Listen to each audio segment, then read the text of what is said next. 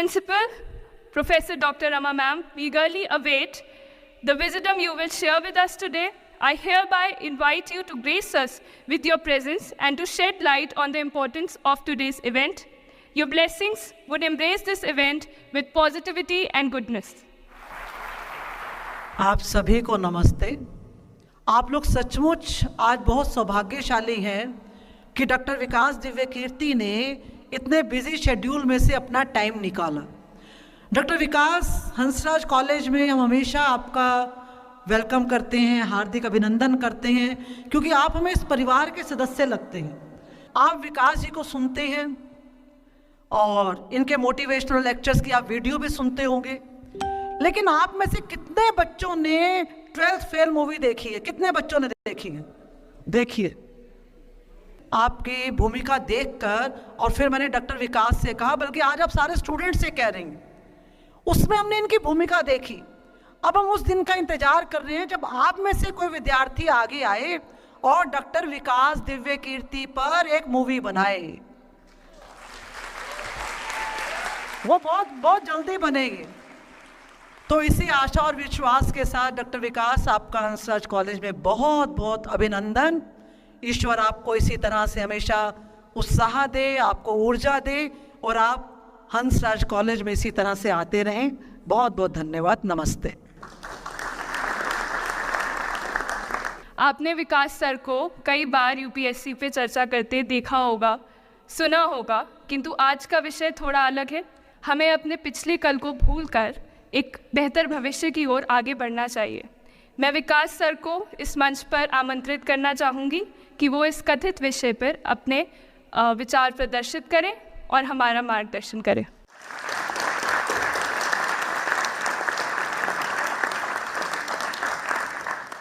आप सभी को नमस्कार। सबसे पहले मैं अपनी वरिष्ठ साथी रमा जी को धन्यवाद करूंगा। जब मैं विद्यार्थी था तो इस कॉलेज में अक्सर आता था, तब वो यहाँ नई नई प्राध्यापिका बनी थी। मैं डिबेटिंग कंपटीशन के लिए आता था, वो जज होती थी। इनसे प्राइज़ देना बहुत मुश्किल था, लेकिन हमने हार मानी नहीं और एक आध बार प्राइज़ जीत भी लिया उनके हाथों से। अब वो हमारी वरिष्ठ साथी हैं। करीब 30 साल से हम लोग परिचित हैं। मतलब मैं तो परिचित हूँ, वो तो ध्यान नहीं रखती होंगी, लेकिन मैं तो शुरू से ध्यान रखता हूँ। दूसरा शुक्रिया इस उड़ान सोसाइटी का। मैं जब पिछली बार आया था, समय की थोड़ी सी कमी रहती है, तो जब मुझे पता लगा कि हंसराज कॉलेज से 2 सोसाइटीज़ एक साथ अप्रोच कर रही है, तो मैंने दोनों बच्चों को एक साथ बुलाया एक बार अपने पास। पलक भी थी उसमें, और मैंने दोनों से निवेदन किया कि भाई एक ही बार कर लो, एक ही प्रोग्राम के पीछे दोनों बैनर लगा देना, मैं एक बार आके दोनों काम कर लूँगा। पर इन दोनों में वहाँ पर ठीक ठाक जोर आजमाइश हुई और अंत में तय हुआ कि 2 ही बार आना होगा। तो पिछली बार तो मैं करीब 6 महीने पहले आया था। निष्ठा सोसाइटी का गवर्नेंस पे एक सेमिनार था शायद। इनको हम सोच रहे थे कि टाल मटोल करके मैनेज कर लेंगे। हमने काफ़ी कोशिश की, हमारी टीम ने काफ़ी बहाने लगाए कि सर बिज़ी हैं, भारत के बाहर हैं, दुनिया के बाहर है। खूब हमने कहा। हमें लगा कि अंत में हार के गिव अप कर देंगी या लेट गो कर देंगी, कुछ तो करेंगी। पर ये नहीं मानी। इन्होंने मुझे मैसेज किए, कभी कभी लगभग हार्श होती हुई लैंग्वेज में मैसेज किया कि सर आपने वायदा किया था, कैसे पीछे हट सकते हैं। तो फिर ये हुआ कि ठीक है, आना तो है ही। अंततः आज का दिन तय हुआ। फिर टॉपिक्स की बात हुई तो इनका निवेदन था कि बस मोटिवेशन पे कुछ भी बोल दीजिए आप। तो मैंने कहा भाई मैं मोटिवेशनल स्पीकर नहीं हूँ, मुझे वो सब नहीं आता है, आप मुझे वो टॉपिक देंगे तो शायद मैं बात कर पाऊँगा। तो फिर इन्होंने कुछ टॉपिक्स भेजे 4-5 कि आप इनमें से कोई भी एक चुन लीजिए। मुझे उनमें से जो सबसे ठीक लगा आप लोगों की उम्र को देखते हुए, वो था the art of letting go. Right, the art of letting go. Letting go आपकी पीढ़ी का बड़ा प्रसिद्ध शब्द है। हमारी पीढ़ी में तो वो नहीं होता था। हम तो उस पीढ़ी के, उस क्षेत्र के लोग हैं। मैं हरियाणा से हूँ। पंजाब का असर हम पे रहा है ठीक ठाक। हिंदी भाषी हम लोग रहे हैं। अंग्रेज़ी हालांकि मैं बोल लेता हूँ, कोई चिंता की बात नहीं है, लेकिन हिंदी ही मेरी आत्मा की भाषा है। तो जब मैंने सोचा कि लेटिंग गो, मैंने अपनी टीम से पूछा क्या होता है लेटिंग गो। तो हमारी टीम में कुछ यंग लोग हैं, उन्होंने बताया कि सर ये बहुत महत्वपूर्ण चीज़ है, आप लोग नहीं समझेंगे, हमारी पीढ़ी के लोग समझते हैं इस चीज़ को। लेट गो का मतलब होता है कि छोड़ो, जाने दो। तो मैंने कहा अच्छा, ये तो हमारी पीढ़ी में भी होता था, हम इसके लिए शब्द कुछ और बोलते थे, जैसे मैनू की, तैनू की, छड्डो यार, अरे मटिया दो, अरे भाड़ में जाए, अरे देखा जाएगा, अरे देख लाएंगे। तो हिंदी हो, पंजाबी हो, हरियाणवी हो, बिहार में अरे मटिया दो, तो वहाँ मटिया दो बोल देते हैं। इसलिए अंग्रेजी भाषा में एक मुहावरा आ जाने से ऐसा थोड़ा है कि भारत के लोग उसके बिना काम चला रहे थे, यहाँ भी काम चल ही रहा था लंबे समय से। तो फिर मैंने कहा ये टॉपिक ठीक है, और जिस उम्र के बच्चों को एड्रेस करना है उस उम्र के बच्चे अक्सर इमोशनल टर्मोइल में रहते होंगे। यही उम्र है जब दिल लगता है, टूटता है, और करियर बनेगा नहीं बनेगा, फेलियर्स मिलते हैं। तो जिस उम्र में इमोशन सबसे ज़्यादा उठापटक करते हैं, उछल कूद मचाते हैं, एंग्जाइटी, डिप्रेशन, ये सब होता है, उस उम्र के बच्चों से बात करने के लिए सबसे मौजूद टॉपिक मुझे यही लगा, सबसे अच्छा टॉपिक यही लगा कि हम इसी पर बात करते हैं। मैं पहले डिस्क्लेमर्स लगा दूं, मैं मनोविज्ञान का अध्यापक नहीं हूं, मैंने साइकोलॉजी में ना एमए किया है, ना एमफिल, ना पीएचडी किया है, ना मैं मोटिवेशनल चीज़ें करने का कोई सर्टिफाइड अध्यापक हूं। मैं तो अपने जीवन के अनुभवों से, साहित्य से, दर्शन से, कानून से, पढ़ते पढ़ते जो मैंने सीखा, और बाकी उस सबसे ज़्यादा सीखा 50 साल के जीवन में, जिसमें से 25 साल का जीवन अध्यापन में और अपना उद्यम करने में खर्च हुआ। अनुभवों से बड़ा कोई गुरु नहीं होता, तो मैं अनुभवों से सीख के बातें करना पसंद करता हूँ। हालांकि हंसराज कॉलेज का खौफ इतना ज़्यादा होता है कि जब मुझे पता लगा कि मेरा टाइम फिक्स हो गया आने का, मैंने अपनी टीम से कहा कि यार लेटिंग गो भी कोई किताब है तो देखो मैं देख तो लूँ क्या होता है। तो 2 किताबें उन्होंने भेजी, बड़े भारी भरकम अंग्रेजी ऑथर्स की थी। तो मैंने 4-5 दिन पहले पढ़ना शुरू किया। 5-10 मिनट पढ़ के मुझे लगा कि उससे बात बनेगी नहीं, वो अलग ही टाइप की बातें थी, बड़ी थ्योरेटिकल सी बातें। तो मैंने कहा क्या थियरी में क्या रखा है, हम बच्चों से बच्चों की जुबान में बात करेंगे, उसका मज़ा ज़्यादा है, क्यों थियरी में जाए। तो मैं जो कुछ भी अगले 1 आध घंटे में, मतलब 1 घंटा की, आधा घंटा की, 1.5 घंटा, वो मैं आपके चेहरे से अंदाज़ा लगा लूँगा। आप केवल चेहरे पे भाव ऐसे ले आइएगा कितना आप सुनना चाह रहे हैं। मैं तो अभ्यस्त हूँ, मैं 8 घंटे बिना ब्रेक के पढ़ाता हूँ जनरली, तो मैं तो अभ्यस्त हूँ सुबह से रात तक पढ़ाने के लिए। आप अपना देख लीजिए कितना आप सुनने की हालत में है। और ऐसा ना हो कि मैं अपनी स्पीच सुनने के लिए मोटिवेट करूँगा आपको, वो मैं नहीं करूँगा, है ना। उससे अच्छा, उससे बेहतर ये है कि हम बीच में छोड़ देंगे, और मैं आपकी उम्र का भी ध्यान रखूँगा। छोटे छोटे बच्चे हैं, इतना टॉर्चर ठीक नहीं है, तो ध्यान रखेंगे। पर मेरा ख्याल है कि आपको मज़ा आएगा, क्योंकि आपकी उम्र से जुड़ी बातें हैं, आपको अच्छा लगेगा। मैं सबसे पहले 2 शब्दों में अंतर स्पष्ट करना चाहता हूँ। एक शब्द है गिव अप करना, एक है लेट गो करना। कभी कभी लगता है कि दोनों बातें एक जैसी हैं, पर दोनों बातें एक जैसी हैं नहीं। गिव अप करने का मतलब होता है हार मान लेना। मसलन आप कुछ कोशिश कर रहे हैं, जैसे मैं इसी एग्जांपल से बात करता हूँ। पलक ने कोशिश की कि मैं यहाँ पर आ जाऊँ, कोशिश की, और मैं ये नहीं कहना चाह रहा कि मैं बहुत व्यस्त आदमी हूँ, लेकिन हाँ व्यस्तताएं रहती हैं। मैं आजकल अवॉइड करता हूँ कि कहीं जाऊँ, क्योंकि पता नहीं पिछले 3 साल में ऐसा क्या हुआ, इन्विटेशंस इतने मुझे आने लग गए हैं। मैं 25 साल से पढ़ा रहा था, कोई पूछता भी नहीं था मुझे। ये कोविड में यूट्यूब में पता नहीं क्या हुआ है, अब पता नहीं कहाँ से इन्विटेशन आते हैं। कुछ तो ऐसी जगह से आते हैं जिससे कोई दूर दूर तो मेरा संबंध ही नहीं है। कोई बड़ी कंपनी है, उस कंपनी का इन हाउस प्रोग्राम है, कह रहे वहाँ के मोटिवेट कर। तो मैंने कहा मैं कैसे मोटिवेट कर दूँ मैं तो फिर अब हमने पॉलिसी बनाई है कि जितना कम हो सके उतना कम जाएं। रमा जी का आदेश तो मेरे सर माथे पर है, मेरी सीनियर है, मैं उनको मना नहीं कर सकता हूँ, लेकिन जनरली मैं कोशिश करता हूँ कि ना जाऊँ। अच्छा, मना करना खराब लगता है, तो हम क्या करते हैं कि धैर्य की परीक्षा लेते हैं। जैसे इनके लिए हमने सिंपल पॉलिसी है कि जब कोई बच्चा कहे आने के लिए, उसको बोलो कि सर 3 महीने फ्री नहीं है, 6 महीने फ्री नहीं है, 1 साल चंद्रमा पर गए हुए हैं। कुछ ऐसा वैसा बोल के टालो, किसी का दिल भी ना दुखे और मैं भी अपना समय बचा लूँ। तो हमने इनको बहुत परेशान किया। 3 बार 4, मतलब किया तो मेरी टीम के मेंबर ने, पर मेरे निर्देश पे किया, तो आप उनको मत कुछ कहिएगा, मैंने कहा था। तो 3 बार 4 बार 5 बार टाला, नहीं हो पाएगा, कोशिश करेंगे, अच्छा देखते हैं, नहीं हो पा रहा है, ऐसे करके। अब इनके सामने 2 ऑप्शंस थे। एक ऑप्शन ये था कि हार मान लेती और अंत में बोलती कि चलिए कोई बात नहीं, दुख हो रहा है हमें, ये होता है गिव अप करना। एक दूसरा चांस भी होता है, दूसरा स्टैंड भी होता है कि कोई चीज़ आप हासिल करना चाह रहे हैं, आपको नहीं मिल रही। मसलन ये मुझे बुलाना चाहिए, मैं नहीं आ रहा, मैं बिना बात के भाव खा रहा हूँ, नहीं आ रहा हूँ। और एक समय के बाद ये इस मूड में आ जाती कि भाड़ में जाओ,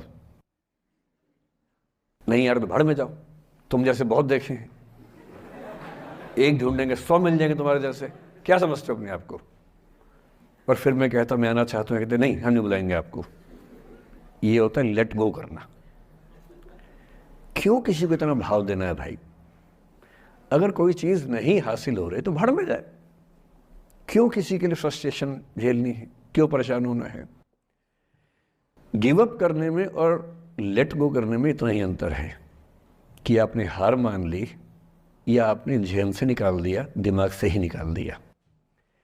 किसी चीज़ को दिमाग से निकाल देना लेट गो करना है, किसी चीज़ के लिए कोशिश करते करते हार मान लेना और उस हार की फ्रस्ट्रेशन के साथ जीना गिव अप करना है।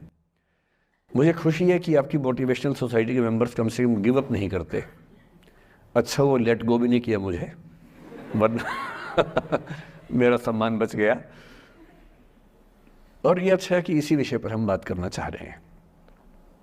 मैंने इस बीच में ये भी सीखा कि आपकी उम्र के बच्चों को कुछ भी बताने का सबसे अच्छा तरीका है कहानियाँ सुनाना। और आपकी उम्र की बात नहीं है, लिंक्डइन पर आप भी शायद होंगे, मैं भी वहाँ पर हूँ, जो प्रोफेशनल्स का प्लेटफॉर्म सबसे अच्छा माना जाता है। मैंने देखा कि आजकल जो बड़ी बड़ी कंपनियों के सीईओ हैं या सीएक्सओ कहते हैं, सीएफओ है, सीटीओ है या सीएचआरओ है, जो चीफ ऑफिसर्स होते हैं किसी कंपनी के, उनके लिए स्पेशल कोर्सेज चलते हैं स्टोरी टेलिंग के। और उसमें मान लिया गया है कि अगर आप किसी कंपनी के सीईओ बनना चाहते हैं तो बेसिकली जो स्किल आपको आनी चाहिए वो स्टोरी टेलिंग की आनी चाहिए। आप कहानी सुना सकते हो। मैं सच्ची कहानियाँ सुनाना पसंद करता हूँ, झूठ बोलने से बचता हूँ। मैं आपको 3-4 छोटी छोटी कहानियाँ सुना रहा हूँ। ये सारी कहानियाँ सच्ची हैं, 1-1% सच्ची हैं, पर मैं किसी का नाम नहीं लूँगा। जिनकी कहानी है उनका नाम नहीं लूँगा, उनकी प्राइवेसी का मामला है। पर हाँ, सच्ची कहानियाँ हैं। अच्छी बात है कि इन कहानियों के किरदार हम लोग नहीं बने, ईश्वर करे हम कभी ना बने, लेकिन कहानियाँ सच्ची हैं। जब मैं दिल्ली आया था 1990 में, मैं हरियाणा के एक शहर से, भिवानी से दिल्ली आया था पढ़ने के लिए। मेरे ड्रीम कॉलेज में हंसराज भी एक था, पर मेरा संयुक्त से मेरा एडमिशन जाकिर हुसैन में हुआ। मेरे अंक ठीक थे, यहाँ हो सकता था, पर मैं तो नई दिल्ली स्टेशन पे उतरा, बाहर निकला, पता लगा वहीं एक कॉलेज है, वहीं एडमिशन ले लिया मैंने। तो लोगों ने कहा कि यार कैंपस बड़ा अच्छा होता है। मैंने यार क्या फ़र्क पड़ता है, कॉलेज कॉलेज होता है, छड्डो, यही छड्डो में सिखाने आया हूँ आप लोगों को। ठीक है, स्टेशन से निकले वहीं कॉलेज है, मैंने घर जाना होगा तो आराम से कॉलेज से निकल जाएंगे, क्या रखा है कैंपस में। पर मेरा एक दोस्त जो मेरे साथ ही आया था उसी शहर से, उसने एडमिशन हंसराज कॉलेज में लिया। मैं और वो स्कूल के डिबेटर्स थे। डिबेटिंग में हम लोग स्कूल टाइम से काफ़ी एक्टिव थे। डीयू में आए तो यहाँ भी एक्टिव रहे। डीयू में मैंने करीब 5 साल डिबेटिंग की और मेरा ख्याल है कि लगभग 300-400 डिबेट्स मैंने जीती होंगी डीयू में, कुछ हारी भी होंगी, लेकिन मैंने खूब डिबेट, वो मेरा दरअसल दाना पानी था, रोजी रोटी मेरी वही थी कॉलेज के दिनों में। घर से पैसे मैं लेता नहीं था, मिलते भी नहीं थे, लेना क्या था, मतलब ऐसी स्थिति भी नहीं थी उस समय मेरे घर में कि मिल सके। तो डिबेटिंग मेरा रोज़गार था, एम्प्लॉयमेंट था, मेरा उससे काम चल जाता था आराम से। उसका भी चल जाता था, वो हंसराज से था, मैं जाकिर हुसैन से था। हम खूब डिबेट्स में मिलते थे। अक्सर ट्रॉफी या तो हम जीतते थे या वो जीतता था, कोई भी जीते रूम पे ही आती थी क्योंकि हम रूममेट्स थे, एक साथ ही रहते थे। वो मुझसे योग्यताओं के मामले में 21 था, बल्कि अगर वो 21 था तो मैं 15 ही रहा हूँगा या 12 रहा हूँगा, 22 या 21 तो नहीं रहा हूँगा। मुझसे बेहतर था योग्यताओं में, बड़ा अच्छा व्यक्ति था। ग्रेजुएशन के बाद मैंने एमए हिंदी साहित्य में एडमिशन लिया, जबकि बीए ऑनर्स हिस्ट्री में किया था मैंने। उसने तय किया कि वो कुछ और करेगा, प्रोफेशनल कोर्स करेगा, नौकरी करेगा। तो वो चला गया दिल्ली से, मैं दिल्ली में रहा। फिर मैं एमए के बाद तैयारी करने लगा यूपीएससी की। तब तक मैं यूजीसी जेआरएफ कर चुका था। पहला अटेम्प्ट दिया, प्रीलिम्स हो गया। मेंस मेरा 96 के मेंस की बात कर रहा हूँ, मेंस शुरू होने वाला था, 2 दिन रह गए थे। करीब 10 दिन पहले वो मेरे पास आया हुआ था दिल्ली में, मिलजुल के अच्छे से बात करके गया था। उन दिनों उसका एक प्रेम संबंध कहीं हमारी ही एक मित्र के साथ चल रहा था। हम सब दोस्त थे, तो उनमें से 2 लोगों का आपस में एक अफेयर था। मुझे नहीं पता क्या हुआ, लेकिन मेरे मेन एग्ज़ाम से 2 दिन पहले रात को 12 बजे एक फ़ोन आया और ये बताया गया कि मेरे दोस्त ने फंदा लगा के अपनी जीवन लीला समाप्त कर ली है। वो दिल्ली से दूर था कहीं,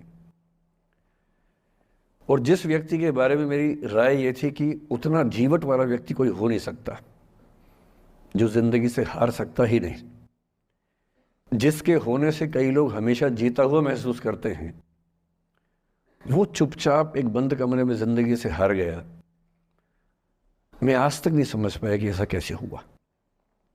बाद में टटोला, उसके पेरेंट्स से बात हुई, भाई से बात हुई। उन्होंने उसकी याद में एक सोशल वर्क शुरू किया ताकि किसी और बच्चे को ऐसा ना करना पड़े। तो जो हल्का हल्का अनुमान हुआ वो है कि शायद कुछ ऐसा था रिलेशनशिप में जो नहीं संभल पाया था, और रिश्ता टूट ना जाए इसका दबाव बहुत ज़्यादा था, और वो दबाव झेल नहीं पाया। इस उम्र में ऐसा फेज़ आता है, कई बार आता है। ये एक कहानी है, हंसराज कॉलेज से ही जुड़ी है, इसलिए मैंने सोचा कि वहीं से बात शुरू करूँ।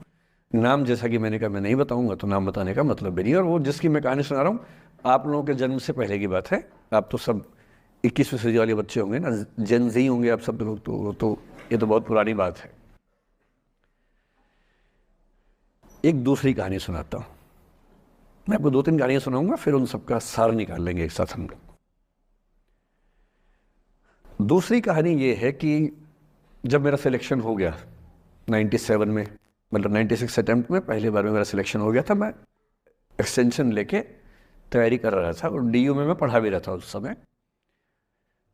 तब मैं शायद डीएवी कॉलेज में था या अग्रसेन को, मैं 2 जगह पढ़ाया डीयू में, तो उनमें से किसी कॉलेज में पढ़ा रहा था उस समय में। तो उस समय एक लाइब्रेरी है कैंपस में ही, सेंट्रल रेफरेंस लाइब्रेरी, आप जानते होंगे, CRL बोलते हैं, जो विवेकानंद जी की स्टैचू है उसके सामने ही वो लाइब्रेरी है। उस लाइब्रेरी में नीचे सब बैठ के पढ़ते हैं, और टॉप फ्लोर पे रिसर्च फ्लोर है जहाँ MPhil PhD वाले बच्चे पढ़ते हैं। मैं उस समय शायद PhD कर रहा था या MPhil खत्म हुई थी, वहीं बैठता था, पढ़ता था रोज़। कई दोस्त पढ़ते थे हम लोग वहाँ। हम सुबह 8 बजे लाइब्रेरी खुलते ही वहाँ घुसते थे, रात को 1 बजे निकलते थे लाइब्रेरी बंद होने के समय। तो वहाँ एक छत थी, छत पे छोटी सी कैंटीन थी जहाँ हम लोग जब जब बोर होते थे दिन में 3-4 बार जाके चाय पीते थे। चाय पी ली, बिस्किट खा लिया, थोड़ी गप्पे मार ली, वो सब वहाँ करते थे। तो वहाँ मेरे बहुत सारे दोस्त थे, उनमें से कई लोग अब बहुत सीनियर सिविल सर्वेंट्स हैं, कुछ लोग प्रोफेसर्स हैं डीयू में। 2 बच्चे थे मुझसे जूनियर, 3-4 साल जूनियर थे, बड़े प्यारे बच्चे थे। मुझे उस समय तक पढ़ाई लिखाई का शौक अच्छा खासा हो गया था, तो वो रोज़ मेरे साथ बैठते थे केवल बात करने के लिए। किसी मुद्दे पर बहस करनी है तो बहस होती थी, समझते थे। फिर मुझे पता लगा कि वो दोनों रिलेशनशिप में हैं, रिश्ते में हैं, दोनों ने शादी भी कर ली। उनकी योजना डीयू में पढ़ाने की थी या सिविल सर्विस की भी थी, शायद पता नहीं। मेरा इंटरेक्शन बहुत ज़्यादा उसके बाद रहा नहीं उनसे, क्योंकि मैं सर्विस में चला गया था। इतने जिज्ञासु बच्चे थे दोनों, इतने जिज्ञासु कि उनसे मिलकर तबीयत खुश हो जाती थी, कि हर चीज़ जानने का मन करता था उनका, हर विषय पढ़ने का मन करता था। एकदम जीवन से भरे हुए बच्चे, आंखों में चमक ऐसे। फिर दोनों की शादी हुई तो मैं शादी में जा नहीं पाया, क्योंकि मेरा रिश्ता सिर्फ लाइब्रेरी में 1 घंटा गप मारने वाला था, उससे ज़्यादा था नहीं रिश्ता उनके साथ। फिर सुनता रहता था कि मैं सब बढ़िया चल रहा है, पढ़ाई कर रहे हैं, तैयारी कर रहे हैं। इंटरकास्ट मैरिज की उन लोगों ने, खूब हंगामा हुआ, दोनों घर में तलवारें खींच गई, किसी तरह से तलवारें संभाली गई, मैनेज हुआ, दोनों साथ रहने लगे। और फिर 3-4 साल के बाद एक दिन मैंने खबर सुनी कि उस बच्ची ने फंदा लगा के जीवन लीला समाप्त कर ली। ये बात भी दिल्ली विश्वविद्यालय की है। उस दौर के सब लोग इस कहानी को जानते हैं। मेरे ख्याल से ये दोनों कहानी आपकी प्रिंसिपल मैडम जानती होंगी, नहीं ध्यान कर पाएंगे तो मैं उनको जैसे नाम बोलूँगा अकेले में वो तुरंत समझ जाएंगे मैं किसकी बात कर रहा हूँ। मैं आज तक नहीं समझ पाया कि ऐसा क्या हुआ होगा। तो बाद में अनुमान जो हुआ वो ये, इंटरकास्ट मैरिज, परिवार का दबाव, समाज का दबाव, आपस के दबाव, टॉक्सिक रिलेशनशिप, अंत में उस दबाव को न झेल पाना और जीवन समाप्त कर देना, ये हुआ। ये 2 घटनाएं हैं। एक तीसरी घटना ये है कि दिल्ली में आज से 25 साल पहले घटना घटी। आप लोग तब बस पैदा हुए होंगे, घुटनों में चल रहे होंगे, या उससे 5-7 साल पहले की बात रही होगी। ये घटना दिल्ली के सब सीनियर लोग जानते हैं, जिनकी उम्र 35-40 साल है वो सब जानते हैं इस घटना को। मोबाइल फ़ोन में वीडियो नया नया आया था उस समय। अब तो आपके हर फ़ोन में वीडियो है, अब तो सामने भी है ताकि आप वैसा वाला मुंह बना के सेल्फी खिंचवा सके। पाउट बोलते हैं ना, मैं उसको देसी भाषा में सूअर जैसा मुंह बोलता हूँ, और वैसा ही बनता भी है, क्यूट क्यूट सा सूअर जैसा मुंह बना के लोग सेल्फी खिंचवाते हैं, उसको बोलते हैं पाउट। तब तो कैमरा फ़ोन में पहली बार आया था, तब लोग अभ्यस्त नहीं थे। अब जैसे आप लोग कितने अभ्यस्त होंगे, हम भी होने लग गए। अब हम किसी से बात करते हैं तो हम ये एज्यूम करके चलते हैं कि उसने फ़ोन में कुछ ना कुछ ऑन कर रखा होगा, या तो आवाज़ रिकॉर्ड करेगा या वीडियो बनाएगा। तुम कितने केयरफुल होकर बोलते हैं, कितने कॉन्शियस रहते हैं। और सर्विलांस सोसाइटी की सबसे बुरी बात यह है कि हम हमेशा चौकन्ने रहते हैं, हम सहज हो ही नहीं पाते। सहज रूप से 2 लोग बात कर लें, हो ही नहीं पाता। तो मैं तो अपने ऑफिस में कई बार ऐसा करता हूँ, जब हम 3-4 लोग बैठते हैं इनफॉर्मल बातचीत के लिए, हम सब अपना अपना फ़ोन कमरे के बाहर छोड़ के आ जाते हैं, फिर 2 घंटे बात करते हैं, इस भय से मुक्त होके कि कहीं कोई रिकॉर्ड तो नहीं कर रहा। ये हालत है आज की। उस ज़माने में तो फ़ोन थे। मोबाइल फ़ोन आया था भारत में लगभग 1995 के आसपास पहली बार। बड़ा महंगा था, 16 रुपये प्रति मिनट इनकमिंग, 16 रुपये प्रति मिनट आउटगोइंग, ये रेट से उस समय। और फ़ोन वो थे जिनसे आप कील भी ठोक सकते हैं, वैसे वाले फ़ोन थे, बटन वाले फ़ोन थे। नोकिया एक कंपनी थी, उसके फ़ोन हुआ करते थे। उसके 4-5 साल के बाद क्या हुआ, पहली बार किसी कंपनी ने फ़ोन में कैमरा लगा दिया। ये बात उस समय के लोग नहीं समझते थे। जब भी नई तकनीक आती है उसको समझने में टाइम लगता है। जो पहले समझते हैं फ़ायदा उठा लेते हैं, जो थोड़ा लेट समझते हैं वो उसका नुकसान उठाते हैं। उस समय दिल्ली के एक प्रसिद्ध स्कूल में 11वीं-12वीं क्लास के 2 बच्चों में आपस में कोई रिलेशनशिप रही होगी। वो दोनों किसी ऐसी सिचुएशन में थे जो सिचुएशन बहुत ही प्राइवेट किस्म की थी, बहुत निजी किस्म की थी, जिसको पब्लिक नहीं कर सकते। कुछ फिजिकल रिलेशनशिप जैसा मामला था। उस दुष्ट लड़के ने लड़कों के इतिहास को कलंकित, लड़कों का इतिहास वैसे भी कलंकित ज़्यादा है, उसे और कलंकित करते हुए उस पूरे सिचुएशन का वीडियो बना लिया। ऐसे मामलों में दुर्भाग्य है, मैं लड़का हूं इसलिए लड़के पवित्र थोड़ा ना हो जाएंगे। लड़का है, इतिहास कलंकित तो है, उसका वीडियो बना लिया और दुष्टता का चरम स्तर निभाते हुए वो वीडियो अपने एक दोस्त को शेयर कर दिया।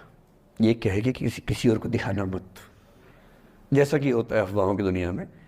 हर अफवाह एक व्यक्ति एक को ही बताता है, ये कह के किसी और को मत बताना, और अगला व्यक्ति भी अगले को यही कह के बोलता है किसी और को मत बताना। और इस तरह से पूरे शहर को खबर होती है और सबको लगता है कि सिर्फ मुझे पता है। वो वीडियो फैल गया। नए नए फ़ोन आए थे, पर वो फ़ोन कम लोगों के पास थे, कैमरे वाले फ़ोन। तो फ़ोन से कितना फैलता, ज़्यादा नहीं फैला। लेकिन उस समय दिल्ली की एक कुख्यात मार्केट हुआ करती थी, पालिका बाज़ार, अभी भी है, पर तब वो कुछ और कामों के लिए कुख्यात हुआ करती थी। अब तो कपड़े मिलते हैं, तब कपड़ों के साथ कई चीज़ें और मिलती थी वहाँ। जैसे गंदी फिल्मों की सीडी चाहिए हो तो वहाँ मिलती थी, ग्रे मार्केट में चोरी छिपे। इस वीडियो को सीडी में कन्वर्ट करके लोगों ने वहां से खरीदा, लाखों करोड़ों की संख्या में। नए नए टेलीविज़न चैनल प्राइवेट आए थे और प्राइवेट टीवी चैनल को खबरों की भूख इतनी होती है कि वो खबर के लिए जान दे सकता है और जान ले भी सकता है किसी की। 24 घंटे इस खबर पे, इस चीज़ पर खबरें चल रही थी सारे चैनल्स में कि ये वो लड़का है जिसने ऐसा किया, ये वो लड़की है, ये वो स्कूल है, इस स्कूल की प्रिंसिपल से बात करेंगे, इससे बात करेंगे। वो जो बच्ची थी जिसकी इसमें कोई गलती नहीं थी सिवाय इसके कि वो किसी एक लड़के से प्रेम करती थी, जो कि उस उम्र में बच्चे कर बैठते हैं, इसके लिए बहुत चिल्लपौनी मचानी चाहिए। अब बच्चों को आप हर बात पे अपराधी नहीं मान सकते। उस बच्चे की गलती सिर्फ इतनी थी कि उसने अपने दोस्त पे भरोसा किया जो भरोसे के लायक था नहीं। वो नीच किस्म का व्यक्ति था जिसने उस संबंध की गरिमा को समझा नहीं। उस बच्ची के घर के बाहर 24 घंटे न्यूज़ चैनल से कैमरे खड़े रहे। घर से कोई भी निकले 50 कैमरे पीछे, आप बताइए आपकी बेटी कैसी है, आप बताइए आपकी बहन कैसी है। अंत में उस पिता ने अपनी बच्ची को इस देश से बाहर भेज दिया। उसके कुछ दिन बाद की जो खबर टीवी चैनल से नहीं दिखाई, उसके पिता ने आत्महत्या कर ली। ये तीसरा इंसिडेंस है। ये सारी खबरें सच्ची बता रहा हूं मैं, इनमें से एक भी झूठ नहीं है। झूठी कहानियों से मोटिवेशन दिया जा सकता है, मैं जानता हूं, पर जब सच्ची कहानियां हैं तो मैं झूठ क्यों बोलूं? सारी सच्ची कहानियां बता रहा हूं मैं आपको। एक चौथी कहानी जो आप में से कई लोगों की होगी। मेरा एक स्टूडेंट है, सिविल सर्वेंट है, सीनियर लेवल पे है, करीब 40 साल का है। उसने आज तक शादी नहीं की। क्या उसकी शादी करने की इच्छा नहीं थी? पूरी इच्छा थी। फिर क्यों शादी नहीं की? भाई कुछ लोग तो होते हैं कि शादी करनी ही नहीं, कोई मिशन है। योगी जी है, मोदी जी है, ठीक है, उनका तो मिशन है। ममता जी है, उनका मिशन है। पर जिसका जीवन में ऐसा कोई मिशन नहीं है और जिसको प्रेम करने का मन भी करता हो, वो तो शादी करता है आमतौर पे। उसने शादी क्यों नहीं की जानते हैं? जब वो 25-26 की उम्र में था, जब वो मेरा विद्यार्थी भी था, एक दिन मेरे पास आके बोला कि सर एक बात करना चाहता हूँ। मुझसे मेरे स्टूडेंट्स ऐसी बातें खूब करते हैं पर्सनली आके, अब तो मैं टाइम कम दे पाता हूँ, पहले तो ये सब होता रहता था क्लास के अलावा। एकदम रोता हुआ आया, आंखों में आंसू भरे हुए बहुत सारे। अरे क्या हो गया भाई? तो फिर उसने किसी का नाम बताया कि सर वो ही मेरी स्टूडेंट थी कि सर उसके साथ रिलेशनशिप थी, उसने धोखा दिया है मुझे। अच्छा, धोखा देने वाली कहानियाँ मुझे बहुत अपील नहीं करती। मेरा मानना है कि दोनों पक्षों की गलतियाँ होती हैं। आप केवल अपने पर्सपेक्टिव से सोच सोच के धोखा करते रहते हैं, ऐसा थोड़ा ना होता है भाई। कुछ तो मजबूरियाँ रही होंगी, कोई यूं ही बेवफा नहीं होता, कुछ तो वजह होगी ना। आप थोड़ा उसकी वजह, उसका भी तो, उसकी कहानी भी तो सुनिए। और मैं जब जब दोनों कहानियाँ सुनता हूँ मुझे लगता है कि मामला ग्रे है। आप किसी एक पे उंगली उठा ही नहीं सकते कि इसने ऐसा किया। दोनों की गलतियाँ होती हैं, ऐसा थोड़ा कि एक की होती है। बहरहाल इन भाई साहब को ऐसा लगा कि धोखा हो गया उनके साथ, तो मैंने कहा चलो कोई बात नहीं यार, हो गया तो हो गया, तू नहीं कोई और सही, ऐसा क्या है। इतनी बड़ी दुनिया है, 8 अरब की आबादी अब है, उस समय भी 6-7 अरब तो थी। मैंने कहा 3.5 अरब 350 करोड़ में कोई तो होगी तुम्हारे लिए, ऐसा क्या है, कोई और देखेंगे। पर वो थोड़ा ज़्यादा सेंटिमेंटल था उस समय। धीरे धीरे पता नहीं उसके मन में क्या बैठ गया, उसके मन में ये बैठा कि दुनिया की सारी लड़कियां धोखेबाज होती हैं।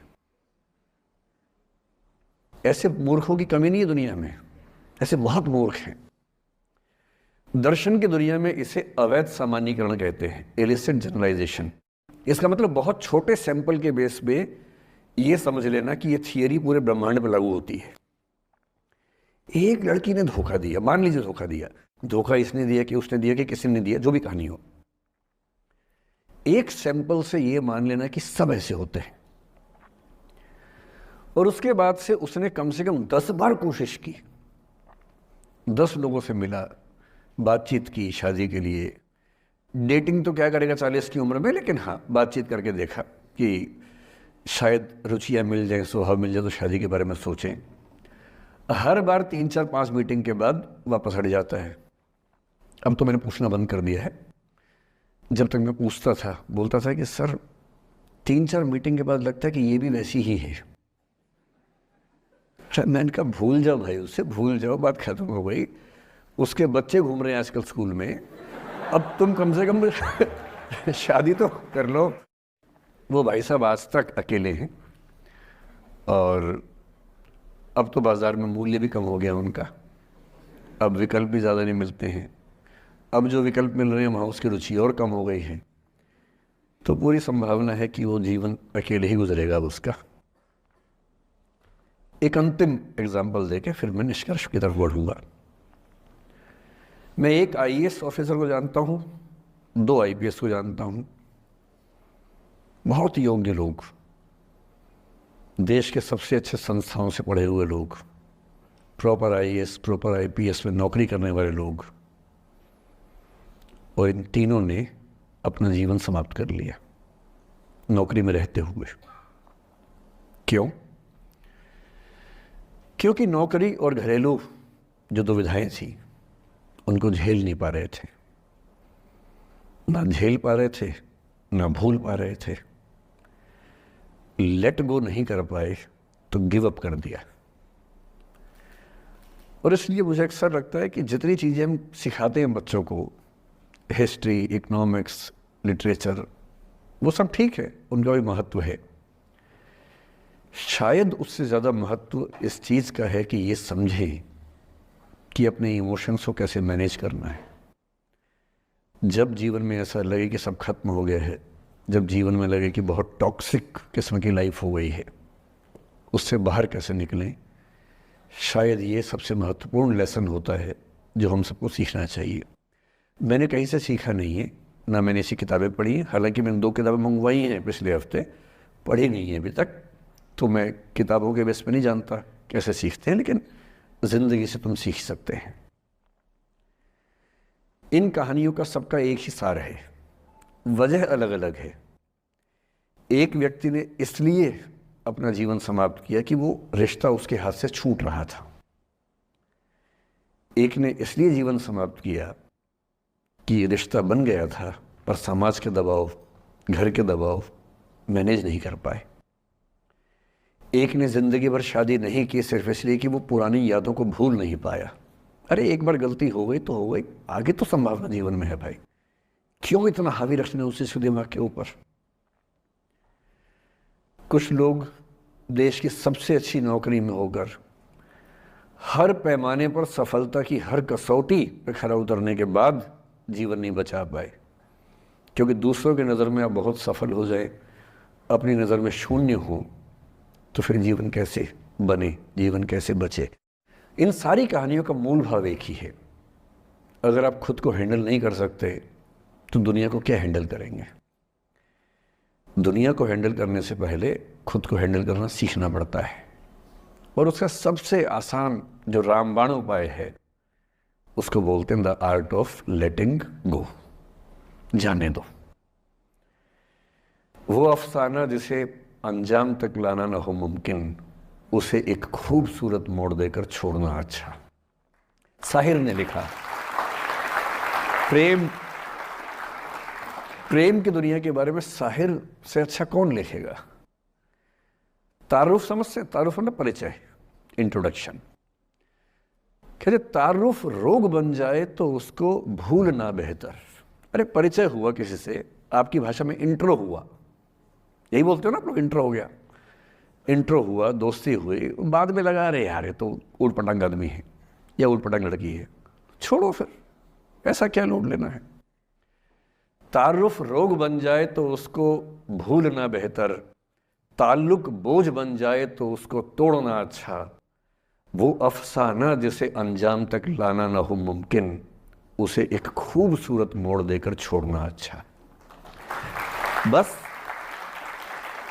बस करना यह है कि खूबसूरत मोड़ देकर छोड़ना है, हाथ में तेजाब की बोतल लेके नहीं। और आज की पीढ़ी का ये समझना बहुत ज़रूरी है कि छोड़ना भी अच्छे तरीके से हो सकता है। तो मैं उस बात पर आऊँ उससे पहले थोड़ा संक्षेप में समझा दूँ। मुझसे कुछ बच्चों ने पूछा इस बीच में कि जितना आसानी से आप बोल रहे हैं क्या सच में इतना आसान होता है? कैसे छोड़ें उन चीज़ों को जो मन पर हावी हैं, उन इमोशंस के टर्मोइल को, उन इमोशंस की इंटेंसिटी को कैसे मैनेज करें? क्या सच में इतना आसान होता है? आसान तो नहीं होता है। मेरी उम्र में आसान है, आपकी उम्र में आसान नहीं होता है। मेरी उम्र में क्यों आसान है? क्योंकि ये सारा खेल हार्मोन्स का है, ये सारा खेल केमिस्ट्री का है। हम सब दरअसल बहुत सारे केमिकल्स, जिनमें से कुछ का नाम हार्मोन्स हैं, उन केमिकल्स और हार्मोन्स के बहुत सारे इंटरेक्शंस के रिजल्ट हैं। इसलिए जब कोई बच्चा जैसे छोटे बच्चे हमेशा उछलते रहते हैं, पेरेंट्स थके रहते हैं, ये इन सबकी केमिस्ट्री का परिणाम है, शौक का मामला नहीं है। आपकी उम्र जो होती है किशोरावस्था और युवावस्था की शुरुआती उम्र, मैं मान के चल रहा हूँ कि आप सब लोग 17 से 22-23 के बीच के लोग हैं, बच्चे हैं। कुछ तो अभी शादी भी नहीं कर सकते होंगे, वो वाले होंगे ना। लड़के तो नहीं कर सकते होंगे भी, 21 के कहाँ हुए होंगे।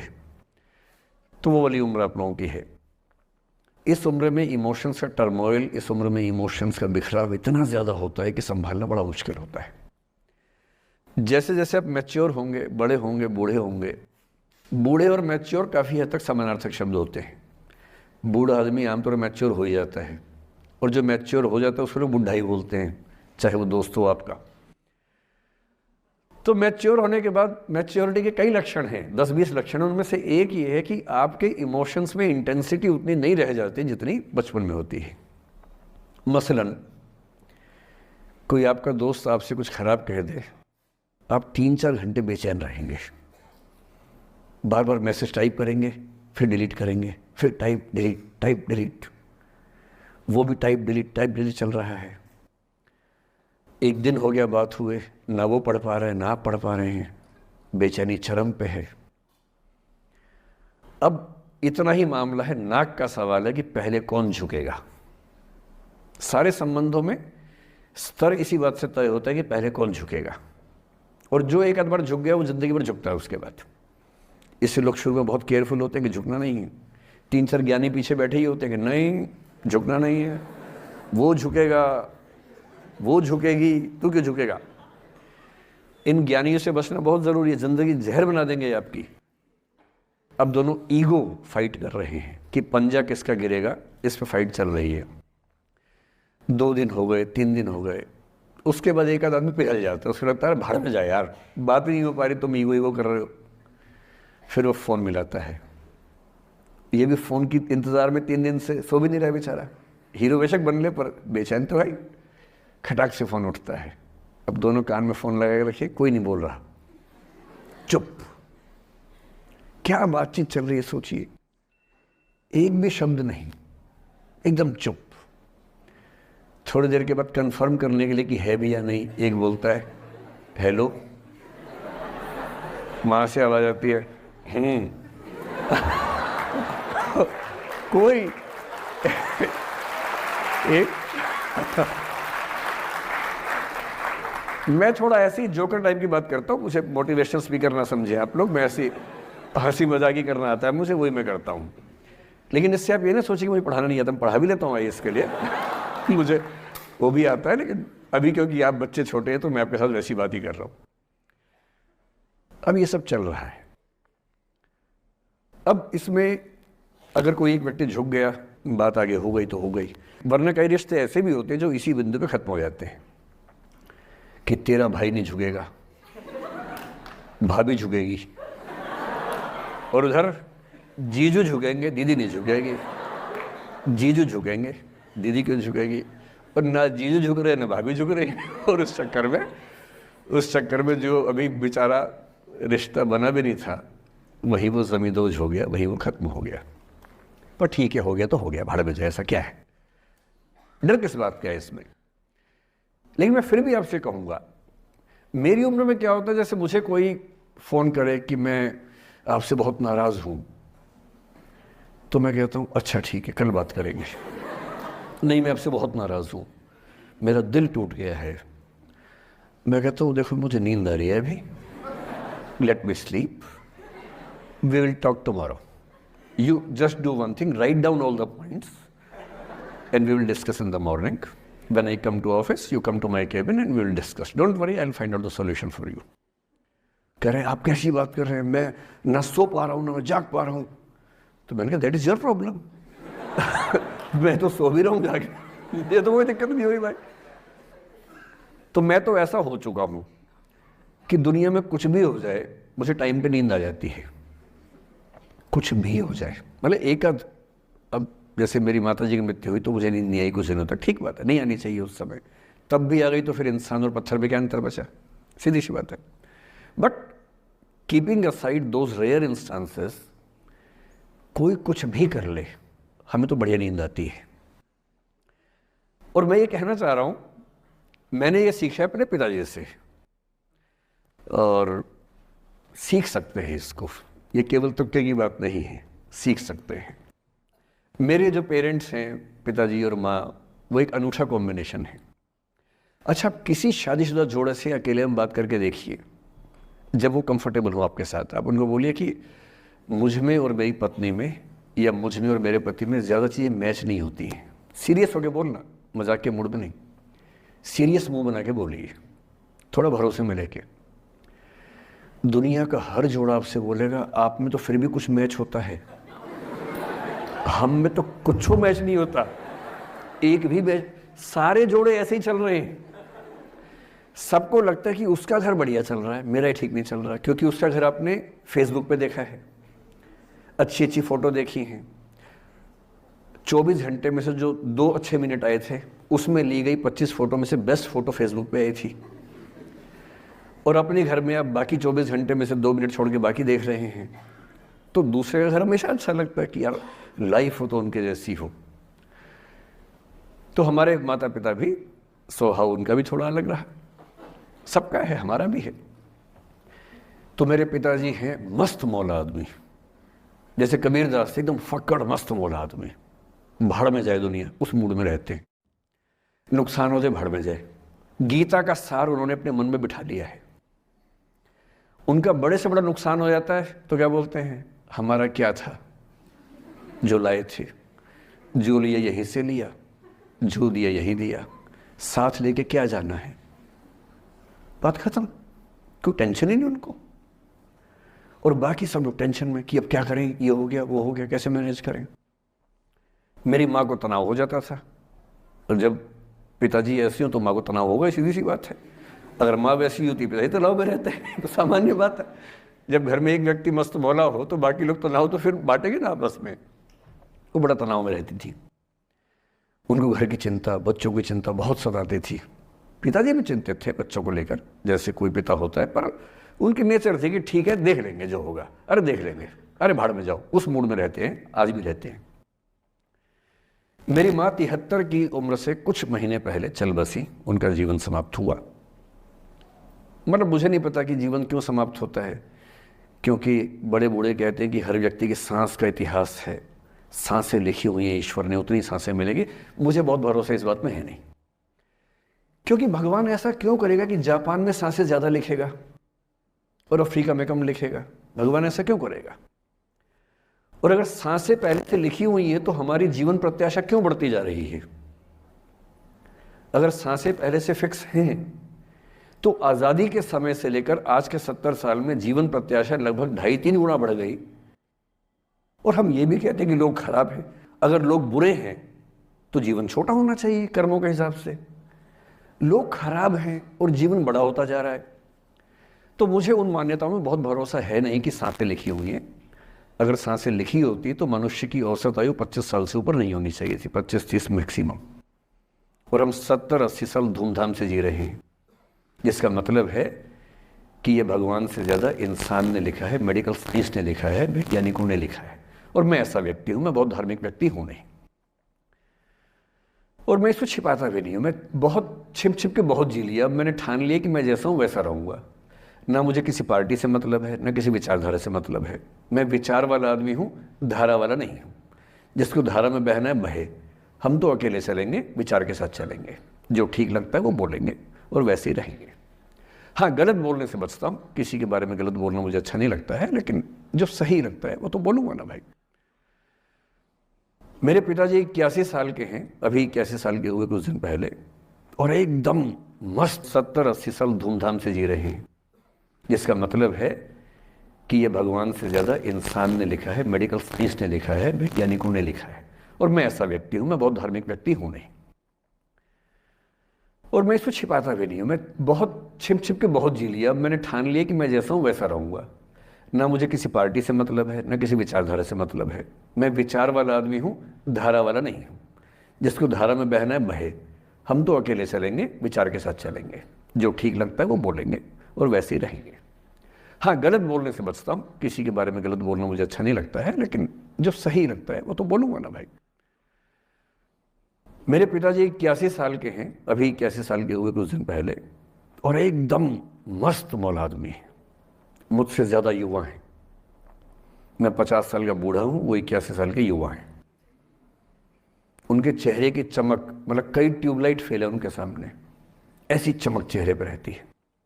क्यों रहती है? उसकी एक वजह यह कि वो रोज़ सुबह 2-3 घंटे प्राणायाम, योग, ध्यान, बहुत कुछ करते हैं। उनका भोजन इतना संतुलित है, सप्ताह में कम से कम एक बार, कभी कभी महीने में 4 से ज़्यादा 6-7 बार उपवास करते हैं पूरा। वो सब चीज़ें उनके अभ्यास में हैं, जो मेरे अभ्यास में उतनी नहीं है। मैं भी कोशिश करता हूँ, पर अभी उतना सफल नहीं हो पा रहा हूँ। पर मेरी राय में उनके इस सुंदर जीवन का सबसे बड़ा राज ये क्षमता है कि वो हर चीज़ को लेट गो कर देते हैं। तनाव उनके पास आता है तो फिसल के निकल जाता साइड से, लेते ही नहीं तनाव किसी बात का। कुछ भी हो जाता है, तनाव ही नहीं लेते। और मुझे लगता है कि काश ये चीज़ मेरी माँ के स्वभाव में होती, कम से कम 10 साल उनका जीवन और ज़्यादा तो होता। और मैं अपने अनुभव से बता रहा हूँ, बहुत विश्वास से बता रहा हूँ। मैं ना सोने जागने में नियमित व्यक्ति हूँ, ना मैं बहुत कसरत करता हूँ। ठीक हूँ, मतलब बुरा भी नहीं हूँ, ठीक हूँ। मेरी उम्र के अधिकांश लोग बीपी, शुगर, बहुत बीमारियों से ग्रस्त हैं। मैं फिलहाल नहीं हूँ। क्यों नहीं हूँ? मेरे पास इसका उत्तर एक ही है, मैं लोड लेता नहीं किसी बात का, दबाव लेता नहीं, तनाव लेता नहीं। भाई अच्छा हो रहा है तो भी ठीक है। जब मैं सफल, जैसे मैं 3 साल में पिछले काफ़ी सफल हो गया, जितना मुझे नहीं होना चाहिए था, मैं तो कैसे हो गया हूँ सफल। अगर मैं सफल हो गया तो मैं इस बात का लोड भी नहीं ले रहा कि मैं सफल क्यों हो गया। अरे हो गया तो किस हो गया, कई लोग हो जाते हैं, हम भी हो गए, ऐसा क्या है। कल को नहीं रहूंगा, मान लीजिए, ऐसा हो सकता है, कल को फेल हो जाऊं कहीं। फेलियर को पचाना पता नहीं कितना मुश्किल होता होगा लोगों के लिए। मैं अपने बारे में जानता हूं, मुझे मुश्किल नहीं होने वाला, क्योंकि मैंने सफलता का लोड लिया ही नहीं अपने ऊपर। विफलता मुझे क्या प्रभावित करेगी, बहुत फर्क नहीं पड़ता है।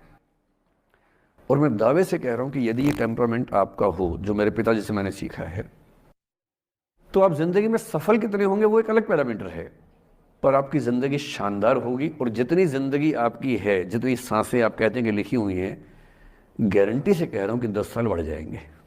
कुछ और लोगों के आप कम कर देंगे अलग बात है, लेकिन अपने 10 साल बढ़ा लेंगे। इसलिए ये सीखना बहुत ज़रूरी है कि कैसे लेट गो करना है जिंदगी की चीज़ों को। 3-4 प्रसंग होते हैं। एक होता है कि आप किसी को बहुत चाहते हैं पर वो आपको नहीं चाहता। आपकी उम्र में ये सब तो खेल होता है, और क्या खेल होता है। मेरे घर में 2 बच्चे हैं 17 साल के, तो मैं उनको देख के समझता रहता हूँ। वो मुझसे छुप छुप के किसी से बात करते हैं और मैं छुप छुप के सुन लेता हूँ। तो उन्हें नहीं पता, मुझे तो नाम भी पता है किससे बात करते हैं, एक आध का तो एड्रेस भी पता है मुझे। और मैं तो बच्चों को बोलता हूँ कभी जाना वाना हो तो मैं ले चलूँगा, चिंता मत करना, बोल देना कि ड्राइवर साथ में आया है, टेंशन मत लेना। तो मेरे तो बच्चे मेरे दोस्त हैं, मैं तो बड़ा दोस्ती के भाव में रहता हूँ। मेरा एक ही बेंचमार्क है कि वो जिस उम्र में जैसे हैं मैं कैसा था, और वो मुझसे अच्छे चल रहे हैं। उससे ज़्यादा उम्मीद मुझे करने में नहीं चाहिए। मैंने जो कुकृत्य 8वीं क्लास में किए थे उन्होंने 11वीं क्लास में किए, तो बहुत है। मैं ये क्यों मान के चलूं कि वो देवी देवता पैदा होंगे? मेरे ही तो बच्चे हैं भाई। जीन तो मेरे ही है, तो कैसे देवी देवता हो जाएंगे? तो ज़्यादा उम्मीदें क्यों पालनी है बच्चों से भी? मैं क्यों चाहूँ कि मेरा बच्चा IAS जॉब करे? क्यों करे? वो IAS भी क्यों करे? उसका मन करेगा तो करेगा, नहीं करेगा तो भाड़ में जाए। अगर वो कहेगा कि मुझे स्टार्टअप करना है, स्टार्टअप कर लो भाई। अगर वो कहेगा मुझे कुछ और नौकरी करनी है प्राइवेट सेक्टर में, तो वो कर लो। मैं क्यों ठेकेदार बनूं उसका भाई? मैं क्यों ये चाहूँ कि वो मेरे रास्ते पर चले, मुझसे बेहतर बने? ये सब बेकार की बातें हैं। और पेरेंट्स, आज तो बच्चों से बात कर रहा हूँ, जैसे मैं पेरेंट्स से बात करता हूँ उनकी बहुत क्लास लगाता हूँ कि पेरेंट होना और बच्चे का दुश्मन होना कई बार बराबर हो जाता है। और यदि आप नहीं चाहते कि आप बच्चों के दुश्मन बने, बहुत सारे लोग मन ही मन में पेरेंट से नफरत करते हैं, माँ बाप से नफरत करते हैं, क्योंकि माँ बाप ने पेरेंटहुड का धर्म ठीक से निभाया नहीं। उन्होंने इतनी इच्छाएं थोपी, इतने दबाव बनाए कि बच्चों को ज़िंदगी के कई फैसले इस दबाव में करने पड़े कि मेरे पेरेंट्स ये चाहते हैं, वो बन ही नहीं पाए जो वो थे। और दुनिया में सबसे बुरी स्थिति है वो न हो पाना जो आप हैं। अपनी सहजता से दूर होना, इससे बड़ी बुरी कोई स्थिति नहीं। साहित्य में इस पर खूब लिखा गया है। कामायनी एक रचना बड़ी प्रसिद्ध है जयशंकर प्रसाद की, उसमें मूल समस्या ही ये है, ज्ञान दूर कुछ क्रिया भिन्न है, इच्छा क्यों पूरी हो मन की, एक दूसरे से न मिल सके यही विडंबना है जीवन की। आपका दिमाग कुछ कहता है, दिल कुछ कहता है, कर कुछ हो रहे हैं आप। जिस व्यक्ति का दिमाग, दिल और हरकतें आपस में कनेक्टेड हैं, कंसिस्टेंट हैं, उससे ज़्यादा सुखी कोई मनुष्य नहीं है। इसलिए मैं अक्सर कहता हूँ कि आप खुश हैं या नहीं, इसका सबसे बड़ा पैरामीटर ये है, आपका दिमाग, आपका दिल, आपकी हरकतें, आपके एक्ट्स अगर कंसिस्टेंट हैं, कोहेरेंट हैं, कनेक्टेड हैं, इंटीग्रेटेड हैं, तो आपसे ज़्यादा सुखी कोई नहीं है। और यदि आप पूरी ज़िंदगी केवल निभाने में खर्च कर देते हैं तो ठीक है, दुनिया की निगाह में आप सफल होंगे, पर किस दिन खबर आ सकती है कि अच्छे आदमी थे, नहीं झेल पाए, नहीं झेल पाए, अंत में दिल का दौरा पड़ जाता है, बीपी हो जाता है, डायबिटीज़ हो जाता है। बच्चे बोलते हैं कि डायबिटीज़ चीनी खाने से होता है, बेकार बात है, डायबिटीज़ स्ट्रेस से होता है। डायबिटीज़ होने के बाद चीनी खाना मना है। चीनी खाने से आज तक किसी को डायबिटीज़ नहीं हुआ है। डायबिटीज़ केवल तनाव से होता है। तनाव पहले ही दुनिया में इतने सारे हैं, नौकरी के तनाव, कितने झंझट दुनिया में हैं, उसके ऊपर से अपने स्वभाव से दूर होने का तनाव, कितना बड़ा तनाव है, क्यों पालना चाहिए? तो मैं कुछ सूत्रों में आपको बात बताता हूँ। इस उम्र में आप कितना उसको फॉलो कर पाएंगे मुझे नहीं पता, लेकिन कोशिश करेंगे तो कुछ तो फ़ायदा हुआ ही। पहला सूत्र मेरा आप लोगों के लिए ये है कि जब आप किसी को पसंद करें और वो आपको पसंद ना करे तो टेंशन नहीं लेनी है, तेज़ाब तो नहीं उठाना है। ठीक, कई लोग इस मूड में रहते हैं, मुझे पसंद नहीं करेगी, मुझे, मैं राजा हूँ, मैं नवाब हूँ, मुझे पसंद नहीं करेगी। अरे तू क्या है भाई, नहीं पसंद हो तो नहीं पसंद हो, ये क्या बात हुई? सबसे पहले अपने अंदर से लोकतांत्रिक बनिए, डेमोक्रेटिक बनिए। जैसे आपको हक है किसी व्यक्ति को पसंद करने का, उसको भी हक है किसी को पसंद या नापसंद करने का। यदि कोई ऐसा व्यक्ति जिसको आप पसंद नहीं करते वो आपको प्रपोज करे तो आप उसको मना ही तो करेंगे। बस मना इज्जत से कीजिए, किसी को बेआबरू करके मत भेजिए। ये नहीं कि अच्छा तुम शीशा देखा है कभी, रुको रुको आईना मेरी जेब में लो, ऐसे नहीं करना है। बड़े बेआबरू होकर तेरे कूचे से हम निकले, वो वाला भाव जो गालिब को आया था वो भाव नहीं आना चाहिए। अगर कोई आपको कभी प्रपोज करे, आप लोगों की उम्र है, ये सब चलता ही होगा आप लोगों के बीच में, मैं आपके टीचर से सामने बोल रहा हूँ, लेकिन मैं ऐसा ही हूँ, मैं जानता हूँ कि आपकी उम्र में से होता होगा, सब जानते हैं तो होता ही होगा। कभी किसी से ये उम्मीद मत करना कि वो आपको पसंद करे ही करे। यदि कोई रिजेक्ट करे, बस हाँ, रिजेक्ट थोड़ा प्यार से होना चाहिए, बदतमीजी से नहीं होना चाहिए। उसके अधिकारों का उतना ही सम्मान कर रहे हैं जितना आप अपने अधिकार का सम्मान करते हैं कि ठीक है भाई, आपको मैं पसंद नहीं, कोई बात नहीं,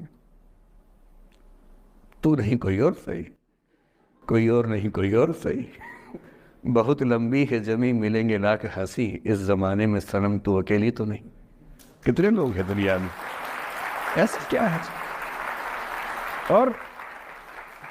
और मैंने बहुत प्यारे प्यारे बच्चों को देखा रोते बिलखते हुए कि मैंने उसको प्रपोज किया, उसने मुझे मना कर दिया। अंकल, छोटे छोटे बच्चे आजकल मुझे लव गुरु मानते हैं अपने आसपास।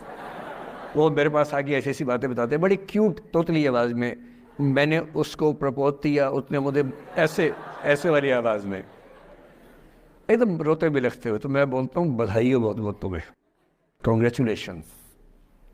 मैंने अपनी ज़िंदगी में ऐसे 50 मामले देखे और 50 में से कम 49 मामले में जब कहीं दिल नहीं लगा, बाद में उससे बेहतर ही व्यक्ति मिला।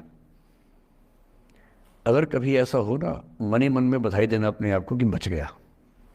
हाँ बोल देता तो फंस जाती, हाँ बोल देते तो मर जाता। और मन में भाव वही रखना है, तो नहीं कोई और, सही बात है। स्ट्रेस नहीं लेना है। मैं जानता हूं कि आपकी उम्र में आसान नहीं होता, आपको रात रात भर सपने आएंगे, बेचैनी होगी, करवटें बदलते रहे सारी रात हम, आपकी कसम आपकी कसम, ये सब ड्रामा होता है। ये फिल्मी गीत है। मुझे गीत कविता इतना ही याद है कि मुझे हर बात में वही दिमाग में आता है, मैं क्या करूं। ये होता है आपकी उम्र में, पर वो भी एक फेज है। अगर ये फेज नहीं जिया तो भी क्या जीवन जिया। कभी कभी बेचैनी भी तो होनी चाहिए, वरना जिंदगी में मजा क्या है। अगर हर चीज लिनियर है, हर चीज फॉर्मलाइज है, फिर मजा क्या है जिंदगी में। ये उठापटक, ये बेचैनी, ये घबराहट, ये तनाव, संतरास भी तो होना चाहिए कभी कभी जिंदगी में। इससे बुरी स्थिति तब होती है जब आप किसी रिलेशनशिप में हैं और वहां ब्रेकअप हो जाए। ये भी होता है। देखिए, मैं आपको बड़ी खरी खोटी सुनाने के मूड में हूं।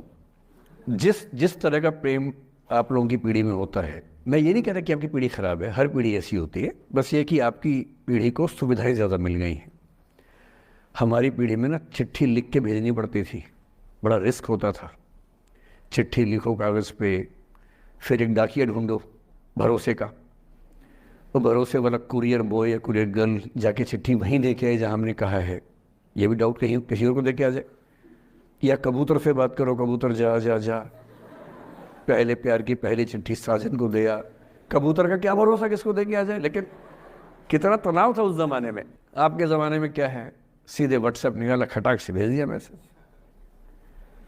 और नंबर किसी से मांग लिया 1 सेकंड में। नंबर भी नहीं देना है तो किसी, कौन कौन सी ऐप होती है, मैंने सुना कुछ और ऐप्स होती है, मेरा नंबर वाली भी होती है, इंस्टा होता है, एक और भी तो कोई होती है वो जिसमें कार्टून जैसा मुंह बन जाता है, स्नैपचैट। हाँ, स्नैपचैट पे चले गए। मैंने सुना है कि उसमें नंबर भी नहीं देना पड़ता है, ऐसा कुछ चक्कर है। वहाँ ढूंढ लिया। किसी को कुछ कन्वे करना इतना आसान दुनिया में कभी नहीं हुआ था जितना आज आसान है। इन सब के ऊपर टिंडर है, बम्बल है, पता नहीं क्या क्या है।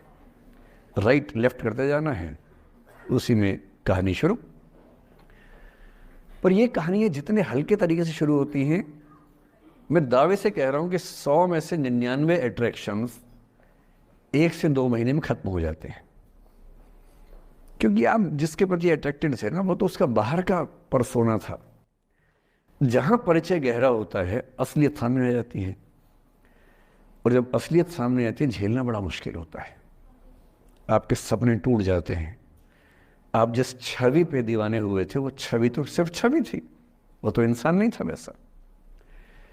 99% केसेस में मेरा ख्याल है कि अट्रैक्शन 1-2 महीने में समाप्त होता है। उसके बाद तो एक बोझ है जो आप ढो रहे हैं।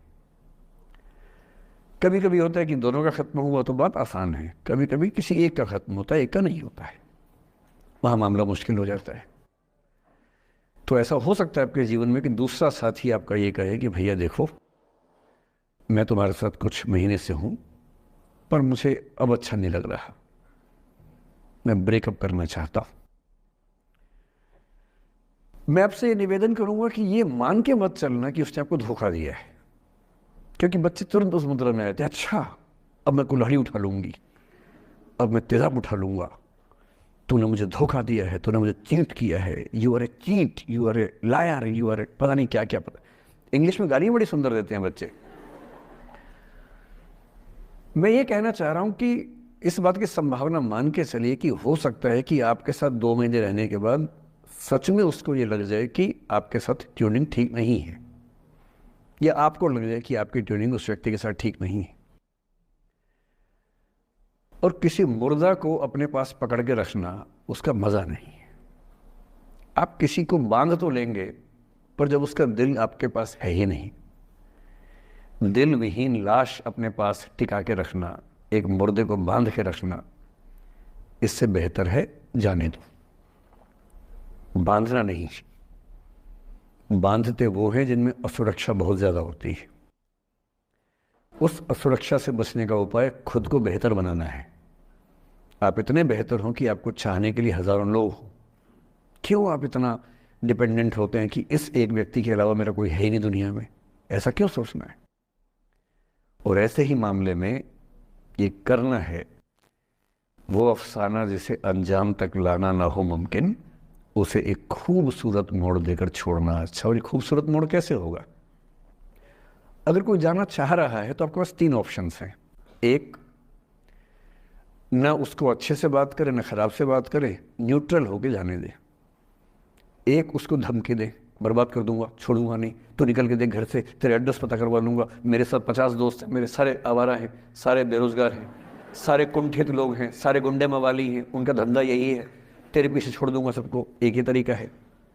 और तीसरा ये कि ठीक है यार, ऑल द बेस्ट, जा सिमरन जा, जी ले अपनी जिंदगी।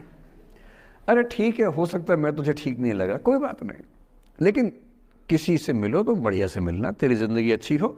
मैं भी ढूंढ ही लूँगा किसी न किसी को, थोड़ी हेल्प कर दियो, कहीं इंट्रो करवा दियो मेरी भी, लेकिन ठीक है तू भी जा। ये होता है खूबसूरत मोड़ देकर छोड़ना अच्छा। चिपकू नहीं बनना है किसी के पीछे, ना बोरा जाना है कि तुम जाओ, मैं तो दीवाना, स्थायी दीवाना हूँ तुम्हारा। कोई जब तुम्हारा हृदय तोड़ दे, तड़पता हुआ जब तुम्हें छोड़ दे, तब तुम मेरे पास आना प्रिय, मेरा दर खुला है, खुला ही रहेगा तुम्हारे लिए।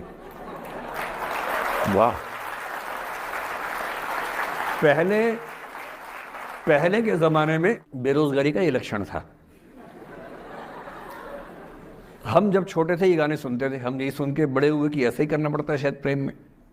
तो हमारे स्कूल में लोगों ने इसका पैरोडी बनाई, जब कोई तुम्हारा सर फोड़ दे, तड़पता हुआ जब तुम्हें छोड़ दे, तब तुम मेरे पास आना प्रिय, ये क्लिनिक खुला है, खुला ही रहेगा तुम्हारे लिए, तो बस आ जाना।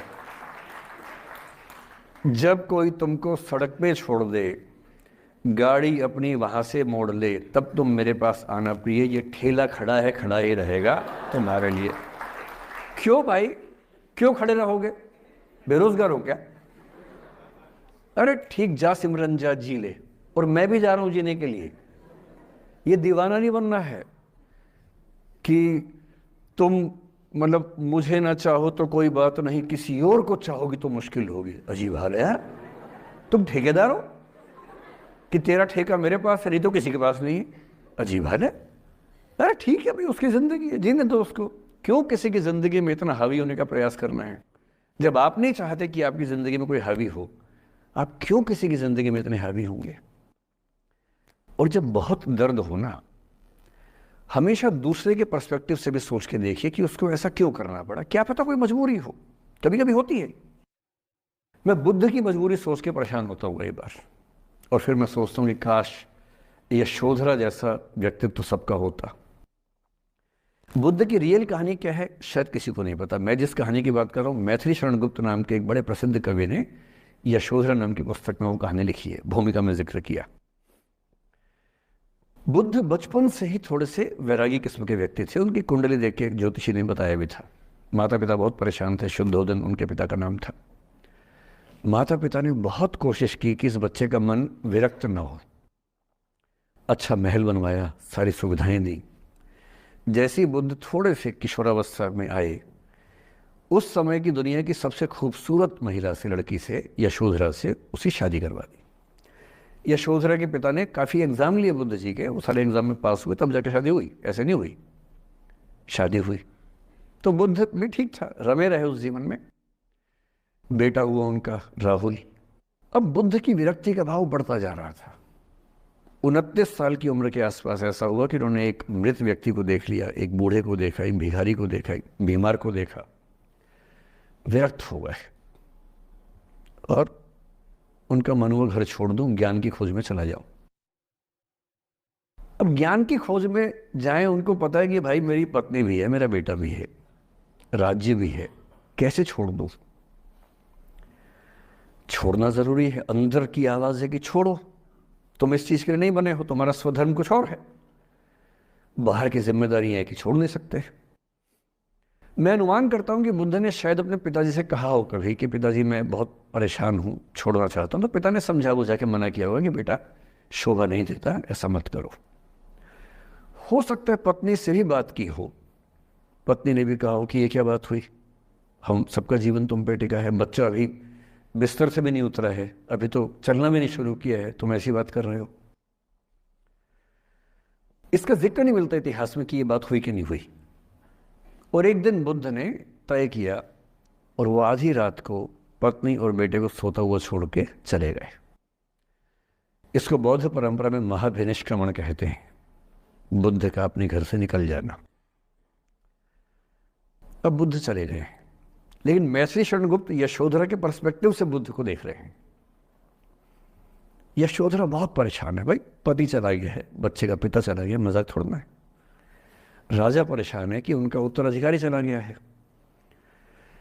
यशोधरा इतनी परेशान है, बहुत लंबे समय तक छंद आते रहते हैं कि वो कितनी बेचैन है, कितनी परेशान है। लेकिन यशोधरा की सबसे बड़ी परेशानी इस बात से नहीं कि बुद्ध चले गए, इस बात से है कि बिना बताए चले गए, भरोसा नहीं किया। और वो अपनी सहेली से कहती है, सिद्धि हेतु स्वामी गए, यह गौरव की बात, मुझे गर्व है कि मेरा पति इतने महान काम के लिए गया है। सिद्धि हेतु स्वामी गए, यह गौरव की बात, पर चोरी चोरी गए, यही बड़ा व्याघात। सखी सखी वो मुझसे कहकर जाते, कह तो क्या वो मुझको अपनी पथ बाधा ही पाते, क्या मैं रास्ता रोकती उनका। उसके मन में ये मलाल है कि बिना बताए चले गए। वो इस भाव को लेट गो नहीं कर पा रही है, परेशान है। फिर बुद्ध को ज्ञान मिला, 6 साल की तपस्या के बाद बोधगया में बोधि वृक्ष के नीचे ज्ञान मिला। बात फैल गई। जो 5 शिष्य बुद्ध को छोड़ के भाग गए थे उनके बुरे वक्त में, उन्हीं 5 को बुद्ध ने सबसे पहले ज्ञान दिया सारनाथ में, जिसको धर्मचक्र प्रवर्तन कहते हैं। बुद्ध की ख्याति बढ़ने लगी।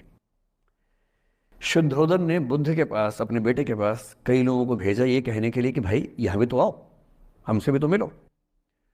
बुद्ध का ऐसा प्रताप था कि जो उनके पास जाता वो बुद्धम शरणम गच्छामि हो जाता, वापस ही नहीं आता। तो फिर शुद्धोदन ने बुद्ध के बचपन के एक दोस्त को ये कह के भेजा, भैया मैं जानता हूं तुम वापस नहीं आओगे, पर प्रभावित होने से पहले बोल देना कि पापा याद कर रहे थे। तो वो गया, उससे वायदा निभाया, हो तो गया, बुद्ध के संग में दीक्षित हो गया, पर वायदा निभा दिया। तो बुद्ध ने कहा जरूर जाऊंगा, पिताजी की आज्ञा है तो जाऊंगा ही जाऊंगा। बुद्ध पहुंचे अपने कपिलवस्तु, जो अपना इलाका था वहां पहुंचे। पूरे कपिलवस्तु में, नेपाल सिद्धार्थनगर से नेपाल जाएंगे तो नेपाल बॉर्डर पे ही कपिलवस्तु है। मैं देखने गया था वो जगह जहाँ बुद्ध पैदा हुए थे, बड़ा सुंदर स्थान है, आप भी जाकर देखेंगे अभी। तो बुद्ध पहुंचे रात को, एक धर्मशाला में रुके। अब वहां हल्ला मच गया कि राजा का बेटा धर्मशाला में। बुद्ध ने कहा भाई मैं देखो राजा का बेटा बन के नहीं आया हूं, मैं बुद्ध बन के आया हूं। सुबह उठ के भिक्षा मांगने लग गए उस इलाके में, अपने ही पिता के राज्य में। पिता ने सिर पीट लिया कि भाई क्या कर रहे हैं। फिर बुद्ध ने सूचना भिजवाई कि मैं बुद्ध हूँ, बेटा हूँ संयोग से, ठीक है मैं आ रहा हूँ मिलने के लिए, पर मैं बुद्ध होके आया हूँ, मेरी चर्या है, नियम है, मैं भिक्षा से ही जीवन जीता हूँ अपना। ठीक है, पिताजी ने कहा चल कोई बात नहीं। फिर बुद्ध गए पिता से मिलने, पिता से मिले, सबसे मिले, भरी सभा में। लेकिन यशोधरा नहीं आई मिलने के लिए, लेट गो नहीं कर पा रहे थे। उसके मन में दर्द था, छुप के क्यों गया, बता के जाता। बुद्ध ने पूछा पिता से कि यशोधरा कहाँ है, तो बोले कि वो कह रही है कि अगर बुद्ध मिलना चाहेंगे तो खुद ही मिलने आएंगे मुझसे, मैं क्यों जाऊंगी भाई, आत्मसम्मान भी तो कोई चीज़ है, मैं क्यों मिलने जाऊंगी। तो बुद्ध मिलने गए। सोचिए कमरे में यशोधरा बैठी है, राहुल साथ में। अब राहुल थोड़ा सा बड़ा हो गया है, 6-7 साल का है। बुद्ध गए हैं। अब आपके मन में आ रहा है कि बुद्ध वहां जाके बोलेंगे सॉरी मैंने गलत किया, I hurt you, I really feel sorry. Buddha है वो बुद्ध, वहां जाके क्या बोल रहे पता है, भिक्षाम देहि, भिक्षा दो। और यशोधरा कितनी महान महिला रही होगी, उसने अपने बेटे का हाथ बाप के हाथ में दे दिया। लेट गो का इससे महान उदाहरण दुनिया के इतिहास में नहीं है कि चलो आखिर तुमने आके झुक के कुछ मांगा तो सही। उसकी जितनी ईगो थी, अहंकार था, सब विगलित हो गया। और जो औरत परेशान थी कि मुझसे बिना बताए गया, उसने अपने बेटे को दे दिया कि इसको लेके जाओ, क्योंकि मैं जानती हूँ कि तुम महान काम कर रहे हो, और तुम महान काम कर रहे हो तो मैं क्यों बीच में आऊंगी भाई। मेरा पति महान काम कर रहा है तो मुझे खुशी होनी चाहिए, और तुम्हारी उस खुशी में मैं क्यों पीछे हटूं। बस मुझे भरोसे में लेके जाते तो और खुश होती। ऐसी दूसरी कहानी राधा जी की है। राधा जी, आप जानते, कृष्ण उनसे बहुत प्रेम करते थे, वो कृष्ण से प्रेम करते थे। उनका विवाह नहीं हो पाया, अलग बात है, लेकिन हमारी परंपरा में प्रेम का जो पराकाष्ठा है ना, प्रेम का चरम, वो तो कृष्ण राधा का है। मतलब राधा कृष्ण का प्रेम एक खास किस्म का प्रेम है, जहां विवाह के बंधन के न होने पर भी प्रेम का चरम रूप होता है। राम और सीता का प्रेम गार्हस्थ्यिक प्रेम का चरम रूप है कि पति पत्नी का प्रेम कितना शानदार हो सकता है। वो देखना हो तो राम सीता का प्रेम देखिए, विशेष रूप से तुलसीदास जी के यहाँ देखिए। और वैसे जो प्रेम होता है वो देखना हो तो राधा कृष्ण का प्रेम देखिए। पर इंटरेस्टिंग है, ये सारे जो हमारे धर्म के चरित्र हैं, ये समय के साथ चेंज होते गए हैं। राम बदले हैं, कृष्ण बदले हैं, राधा बदली हैं, सब बदले हैं। एक कवि थे सूरदास, भक्ति काल में 16वीं सेंचुरी, आप मोटा मोटा ध्यान में रखिए। कृष्ण को, आपने वो कहानी सुनी होगी, कृष्ण तो अपने घर में थे, कंस को मारने के लिए वो पैदा हुए थे। कंस को पता लगा तो कंस ने अपने एक सहयोगी अक्रूर, जो कि श्वफल्क के पुत्र थे, उनसे कहा कि जाओ और कृष्ण को लेके आओ, यही मारेंगे। उसको पता नहीं था क्या होगा बाद में। आदमी कॉन्फिडेंस में ऐसी गलतियां करता ही है, तो वो सुपर कॉन्फिडेंट था, बुलवाया कृष्ण को। कृष्ण तो इसी काम के लिए आए जो समझ गए कि बुलावा आ गया है, अब इससे काम निपटाना है, चलते हैं। राधा और गोपियां कृष्ण के बिना रह नहीं सकती थी। सुपर इमोशनल विमेन, ऐसा मानते हैं कि वो महिलाएं, राधा तो छोटी थी, बाकी महिलाएं गोपियां उनसे काफी बड़ी उम्र की थी, इतनी इमोशनल थी कृष्ण को लेकर कि कृष्ण के बिना वो सोच नहीं सकते थे कैसे रहेंगे। पर वो जिस काम के लिए आए थे धरती पर, वो तो करना ही था। तो अक्रूर आए, अक्रूर ने बताया कि ऐसे ऐसे आया हूं, ले जाना है। तो कृष्ण और बलराम चले गए। इधर कृष्ण गए, उधर गोपियों का रो रो के हाल बुरा, राधा का हाल बुरा। ऐसी दीवानगी आजकल की फिल्मों में आप सोच नहीं सकते, ऐसी दीवानगी थी उस जमाने में उनके बीच में। और जब आदमी का प्रेम हाथ से निकलता तो वो बेचारा कितना कमजोर हो जाता है। राधा जी की हालत सोचिए। सूरदास कह रहे हैं, अति मलिन वृष भानु कुमारी, हरिश्रम जलु अंतर तन भेजे, ता लालच न धुआवती सारी। कि वृष भानु की कुमारी, वृष भानु मतलब राधा के पिता, वृष भानु की बेटी राधा इतनी कमजोर हो गई है, इतनी मलिन हो गई है। हरिश्रम जलु अंतर तन भेजे, कृष्ण के पसीने की कुछ बूंदें उसके ऊपर गिर गई थी, उसकी साड़ी में लगी हुई हैं। ता लालच न धुआवती साड़ी, इस लालच से साड़ी धुलवा नहीं रही है। और जब से कृष्ण गए हैं कपड़े तक नहीं बदलना चाह रही है कि इस कपड़े में मेरे प्रिय की याद है। खाती नहीं है, इतनी कमजोर है, हिल नहीं पाती है। एक और कवि हुए, वो तो इतने आगे बढ़ गए, बिहारी नाम के कवि थे। उनकी नायिका तो लगता है कि घड़ी का पेंडुलम है। सांस लेती है तो 4-5 कदम 6-7 कदम पीछे चली जाती है, सांस छोड़ती है तो आगे आ जाती है। सांस की हवा से ऐसा हो रहा है। इत आवत चली जात उत चली 6-7 अखात, चढ़ी हिंडोरे सी रही लगी उसासनी साथ। कि इधर आती है उधर जाती है, 6-7 हाथ इधर 6-7 हाथ उधर, सांस लेती है तो यहाँ, छोड़ती है तो वहाँ, जैसे झूला झूल रही हो। पर ये रीतिकाल के कवि हैं, उनका अलग टेस्ट है, हम सूरदास पे बात कर रहे हैं। राधा इतनी परेशान है। अच्छा, जब आदमी परेशान होता है ना, जब उसका ब्रेकअप टाइप का होता है कि कोई गया है वापस ही नहीं आ रहा, कृष्ण ने कहा था कि बस जा रहा हूँ, काम निपटा के आता हूँ। उनके मन में था क्या काम निपटाना है, काम निपटा भी दिया। अब कंस के बाद सवाल है कि मथुरा का साम्राज्य कौन संभाले। उसको एक स्ट्रक्चर बनाने के लिए कृष्ण को लगा कि मुझे यहाँ रह के सिस्टम को ठीक करना चाहिए, उसके बाद लौटना चाहिए। तो वो रुक गए वहाँ पर, राज्य का काम भी तो करना ही था। पर प्रेमी व्यक्ति को सब समझ नहीं आता, तो फिर लगता है कि नहीं मेरे पास आओ, बाकी सब बेकार की बातें हैं, मेरे पास आओ। कृष्ण आ नहीं रहे, यमुना के इधर कृष्ण है, यमुना के इधर गोपियां हैं, पर आत्मसम्मान भी तो है। एक आलोचक ने कहा कि नाव में बैठ के चली जाती। आत्मसम्मान होता है प्रेम में कि मैं क्यों जाऊं, बिना बताए क्यों चले गए, बता के जाते। तो राधा वेट करिए, राधा के मन में क्या आ रहा है, उनको लग रहा है कि ऐसा तो नहीं कि मैंने ही कुछ गलती कर दी हो। जब कोई व्यक्ति दूर चला जाता है ना, बाकी लोग सोचते हैं कि कहीं मुझसे तो गलती नहीं हो गई। और राधा अपनी एक सहेली से बोल रही, गोपी से, मेरे मन इतनी सूल रही, एक दिवस मेरे गृह आए मैं ही मस्ती दही, देखी तिन्हें हों मान कियो सो हरि गुस्सा गही। पगला सी गई है, बोरा सी गई है। सहेली से क्या बोल रही है, हे सहेली मुझे पता है क्या लग रहा है, मुझे लगता है कि मुझसे ही गलती हुई है।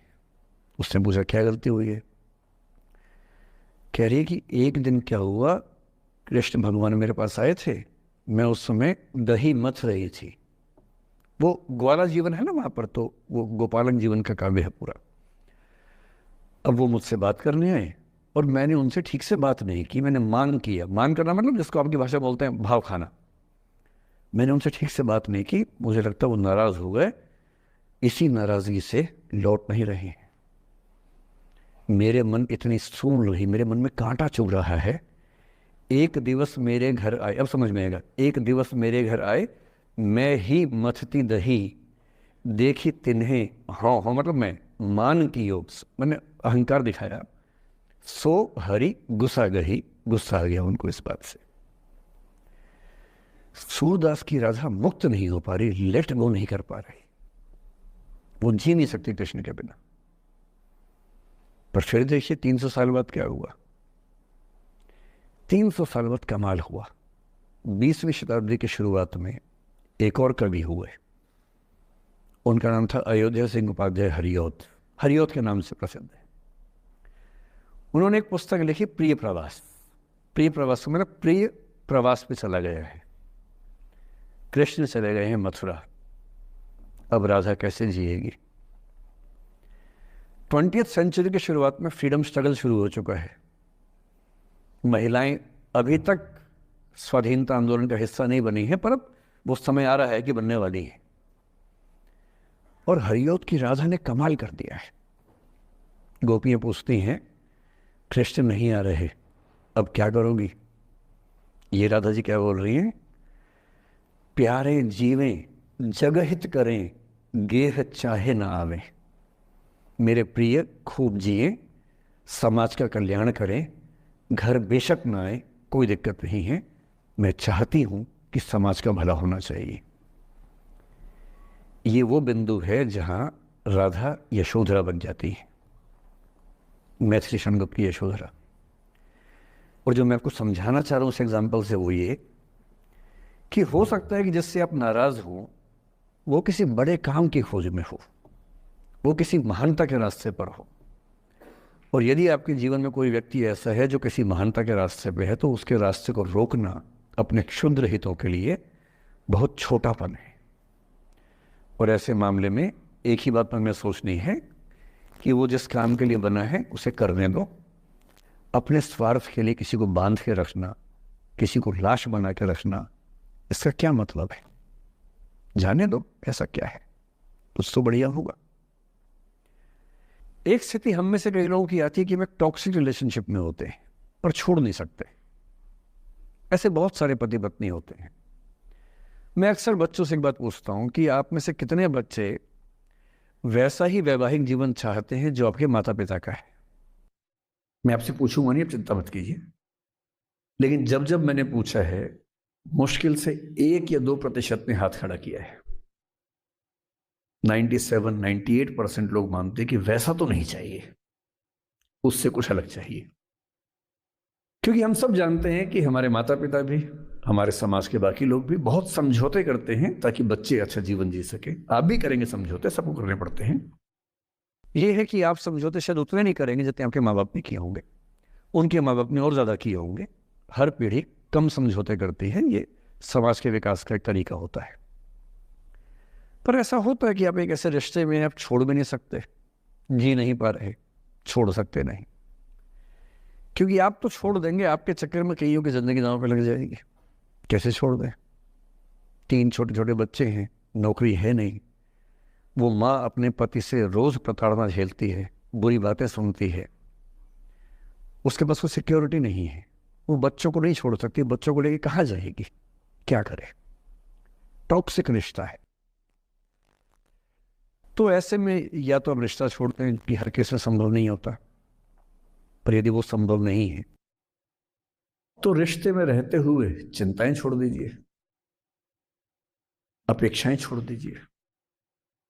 भाई तेरी अपनी जिंदगी, मेरी अपनी जिंदगी, एक घर में रहेंगे पर रोज युद्ध नहीं करेंगे, बीपी नहीं बढ़ाएंगे, शुगर नहीं बढ़ाएंगे, तनाव नहीं बढ़ाएंगे, तुम्हारा अपना स्पेस, मेरा अपना स्पेस, ठीक है, एक छत के नीचे हैं, काम चला लेंगे, किसी और को नहीं बताएंगे, दुनिया के सामने अच्छी अच्छी फोटो खिंचवाते रहेंगे स्माइल कर करके चेहरा, पर कम से कम बच्चे सफर ना करें, परिवार सफर ना करे, जी लेंगे, झेल लेंगे।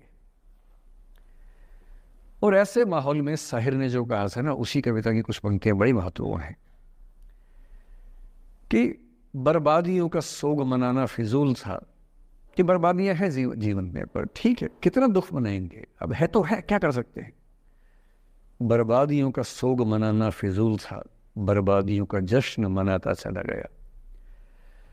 और फिर अंत में इतनी सुंदर बात कहते हैं, गम और खुशी में फर्क न महसूस हो जहां, मैं दिल को उस मुकाम पे लाता चला गया। कि ठीक है, जैसी जिंदगी है उसको वैसे जिएंगे, अपेक्षाएं नहीं पालेंगे, ना तुम उम्मीद करना, और हम किसी तरह से मैनेज करके जिंदगी गुजार लेंगे। ये है अंतिम जो आपके जीवन में समस्या हो सकती है, करियर को लेके हो सकती है, कि आपने कुछ करियर दिमाग में रखा हुआ है, ठान लिया है कि आईएएस बनना है या कुछ बनना है। आप कुछ भी ठान लें, सिर्फ आपके हाथ में नहीं होता है, सफलताएं असफलताएं जीवन में रहती हैं। 10-11 लाख लोग आईएएस का फॉर्म भरते हैं, 5 लाख आईएएस का एग्ज़ाम देते हैं, 1000 का सिलेक्शन होता है। हर एग्ज़ाम में घुमा फिरा की यही स्थितियाँ होती हैं। पॉलिटिक्स में, स्पोर्ट्स में, बिजनेस में, हर जगह कंपटीशन इतना है। सफल होने की जितनी संभावना है, उससे कई गुना संभावना विफल होने की हर क्षेत्र में है। सफल नहीं हो पाए तो क्या करेंगे? और मैंने ऐसे लोगों को देखा है कि आईएएस नहीं बन पाए 20 साल पहले, और 20 साल से रोज घुट रहे हैं कि आईएएस नहीं बन पाए। रात दिन यही ख्याल होता है कि आईएएस नहीं बन पाए, या पीसीएस नहीं बन पाए, या कुछ खास सोचा था जो नहीं कर पाए। तो मैं आप लोगों से निवेदन करूंगा कि यदि आपकी आर्थिक पृष्ठभूमि ऐसी नहीं है कि जो बहुत मजबूत हो, तो हमेशा एक बैकअप ऑप्शन जिंदगी में लेके चलिए। किसी करियर को दिमाग पे इतना हावी मत होने दीजिए कि वो नहीं मिलेगा तो कुछ नहीं होगा। आप उस दौर के व्यक्ति हैं जहां इतने ऑप्शंस दुनिया में हैं जितने कभी नहीं थे, इतने ऑप्शंस हैं। बस एक ठीक ठाक सा व्यक्तित्व बना लीजिए, एक ठीक ठाक सा कॉन्फिडेंस रखिए अपने ऊपर, और यदि आपके पास बेसिक स्किल्स हैं, भाषा की, चिंतन की, समझने की, कैलकुलेशंस करने की, प्लानिंग करने की, स्ट्रेटेजाइज करने की, और मेहनती आप हैं, मैं गारंटी से कह रहा हूँ कि इस दुनिया में कंपटीशन नंबर्स में बहुत ज़्यादा है, कायदे का कंपटीशन नहीं के बराबर है। बहुत मजबूत लोगों से आपको भिड़ना नहीं पड़ता है। भिड़ते हैं 5 लाख से, पर उन 5 लाख में कुछ ही हैं जो भिड़ने लायक हैं। इतना कॉन्फिडेंस रखिए, जैसे कहते हैं ना कि हम भी दरिया है, हमें अपना हुनर मालूम है, जिस तरफ भी चल पड़ेंगे रास्ता हो जाएगा। इतना भरोसा अपने ऊपर रखिए कि ठीक है, ये नहीं तो कुछ और करेंगे, वो नहीं तो कुछ और करेंगे, लेकिन कुछ ना कुछ बढ़िया कर लेंगे। और उस बढ़िया करने की शुरुआत कॉलेज की ज़िंदगी से होती है। उड़ान सोसाइटी संभाल लेंगे, निष्ठा संभाल लेंगे। अभी मैडम ने बताया कि 80 सोसाइटी से बताई, इसको में 60 बताई, 60 सोसाइटीज़ हैं। किसी सोसाइटी का हिस्सा बन जाइए। ये सोसाइटीज़ का हिस्सा बनने का असली पर्पस क्या है? इसी बहाने एक्सपोजर मिलता है, आप कुछ करते हैं, मंच पे आते हैं, लोगों से मिलना जुलना होता है, स्किल्स डेवलप होती हैं, और अंत में जो जीवन में काम आता है यही स्किल्स काम आती हैं। और यदि वो स्किल्स हमने डेवलप कर ली, और वो स्किल्स पढ़ाई से नहीं आती हैं, जो क्लासरूम के अंदर की पढ़ाई है वो सबसे कम महत्वपूर्ण चीज़ होती है कॉलेज में। कॉलेज में सबसे ज़्यादा महत्वपूर्ण है ये अपॉर्चुनिटीज़, लोगों से बात करना, कुछ ऑर्गेनाइज करना, कहीं फेल होना, कहीं पास होना, वो सब करते रहिए। और मैं दावे से कह रहा हूँ कि इस दुनिया में कंपटीशन कहने के लिए ज़्यादा है, दरअसल ज़्यादा नहीं है। पूरी बात का सार ये है कि किसी की भी ज़िंदगी फ्लैट नहीं होती है, उसमें कर्व्स आते रहते हैं, ऊंच नीच सबकी ज़िंदगी में आती है। मैंने भी कम नहीं झेली है, आज मैं यहाँ खड़ा हूँ ऐसे नहीं खड़ा हूँ, कुछ तो झेला ही होगा, मैंने भी ठीक ठाक झेला है। जिस उम्र में आप मौज मस्ती करते हैं, मैंने उस उम्र में कैलकुलेटर बेचे हैं। मैं सेल्समैन रहा हूँ 17 की उम्र में, और मैं बिजनेस फैमिली से नहीं हूँ। बिजनेस फैमिलीज में बच्चों को 17 में काम पे लगा देते हैं।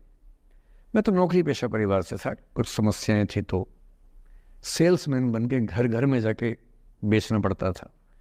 तौहीन भी होती थी, लोग धिक्कारते भी थे, मजाक भी उड़ाते थे, वो समझे ना है। अपना खर्चा 17 की उम्र से खुद उठाया है, क्योंकि घर में दिक्कत थी तो क्यों मांगू मैं घर से पैसे भाई, जब मुझे पता है कि मेरे घर में दिक्कत थी उस समय, क्यों मांगू। आपकी जिंदगी इस दुनिया के करोड़ों अरबों लोगों से बेहतर है, कुछ एक लोगों से खराब है। केवल उन कुछ एक पे ध्यान मत दीजिए, उन करोड़ों पे भी ध्यान दीजिए जिनसे अच्छी आपकी जिंदगी है। और इतनी कुव्वत आपके अंदर है, आप इस देश के सबसे अच्छे विश्वविद्यालयों में से एक, दिल्ली विश्वविद्यालय के सबसे अच्छे कॉलेजेस में से एक हंसराज कॉलेज में विद्यार्थी हैं। ये मजाक नहीं है, आप इस देश के एलीट हैं, एलीट। इस कॉलेज और यूनिवर्सिटी का नाम बोलते ही कितने बंद दरवाजे खुल जाते हैं, आपको अंदाजा नहीं है, आगे जाके समझ में आएगा। बस इतना करना है कि जब जब जिंदगी नीचे की तरफ जाए, थोड़ा सा हौसला बना के रखिए। कुछ ही दिन की बात होती है, हर चीज़ कुछ ही दिन की होती है। बहुत अच्छे वक्त में और बहुत बुरे वक्त में एक ही वाक्य कॉमन याद रखिए, कुछ दिनों की बात है, ये वक्त गुजर जाएगा। बहुत अच्छा हो तब भी ध्यान रखना है, आदत नहीं बनानी है। बहुत बुरा हो तब भी ध्यान रखना है, ये सब खत्म हो जाएगा। सोशल मीडिया पर ट्रोलिंग आजकल का एक नया सच है, जो आप लोग बड़ा मुश्किल होता है वो जब झेलते होंगे। आपने एक फोटो अपलोड की, कोई लाइक ही नहीं कर रहा है, आप बार बार देखने घूमोगे लाइक किया कि नहीं किया। दोस्तों को फोन कर रहे हैं, लाइक कर, तो लाइक कर, तो भी लाइक कर, चल 5 लाइक करवाए, 8 लाइक करवाए, नहीं लाइक हो रहा। फिर आपने कुछ ऐसा बोला, किसी ने उसकी छोटी सी क्लिप काट के चला दी और आप अचानक सबकी नज़रों में किरकिरी बन गए। गालियाँ पड़ रही हैं, आलोचनाएं हो रही हैं, लाखों लोग फतवे जारी कर रहे हैं आपके ऊपर। इतनी बेचैनी होती है इस दौर में। पहले के दौर में ये नहीं था, आपने कहीं कुछ बोला खत्म हो गई बात।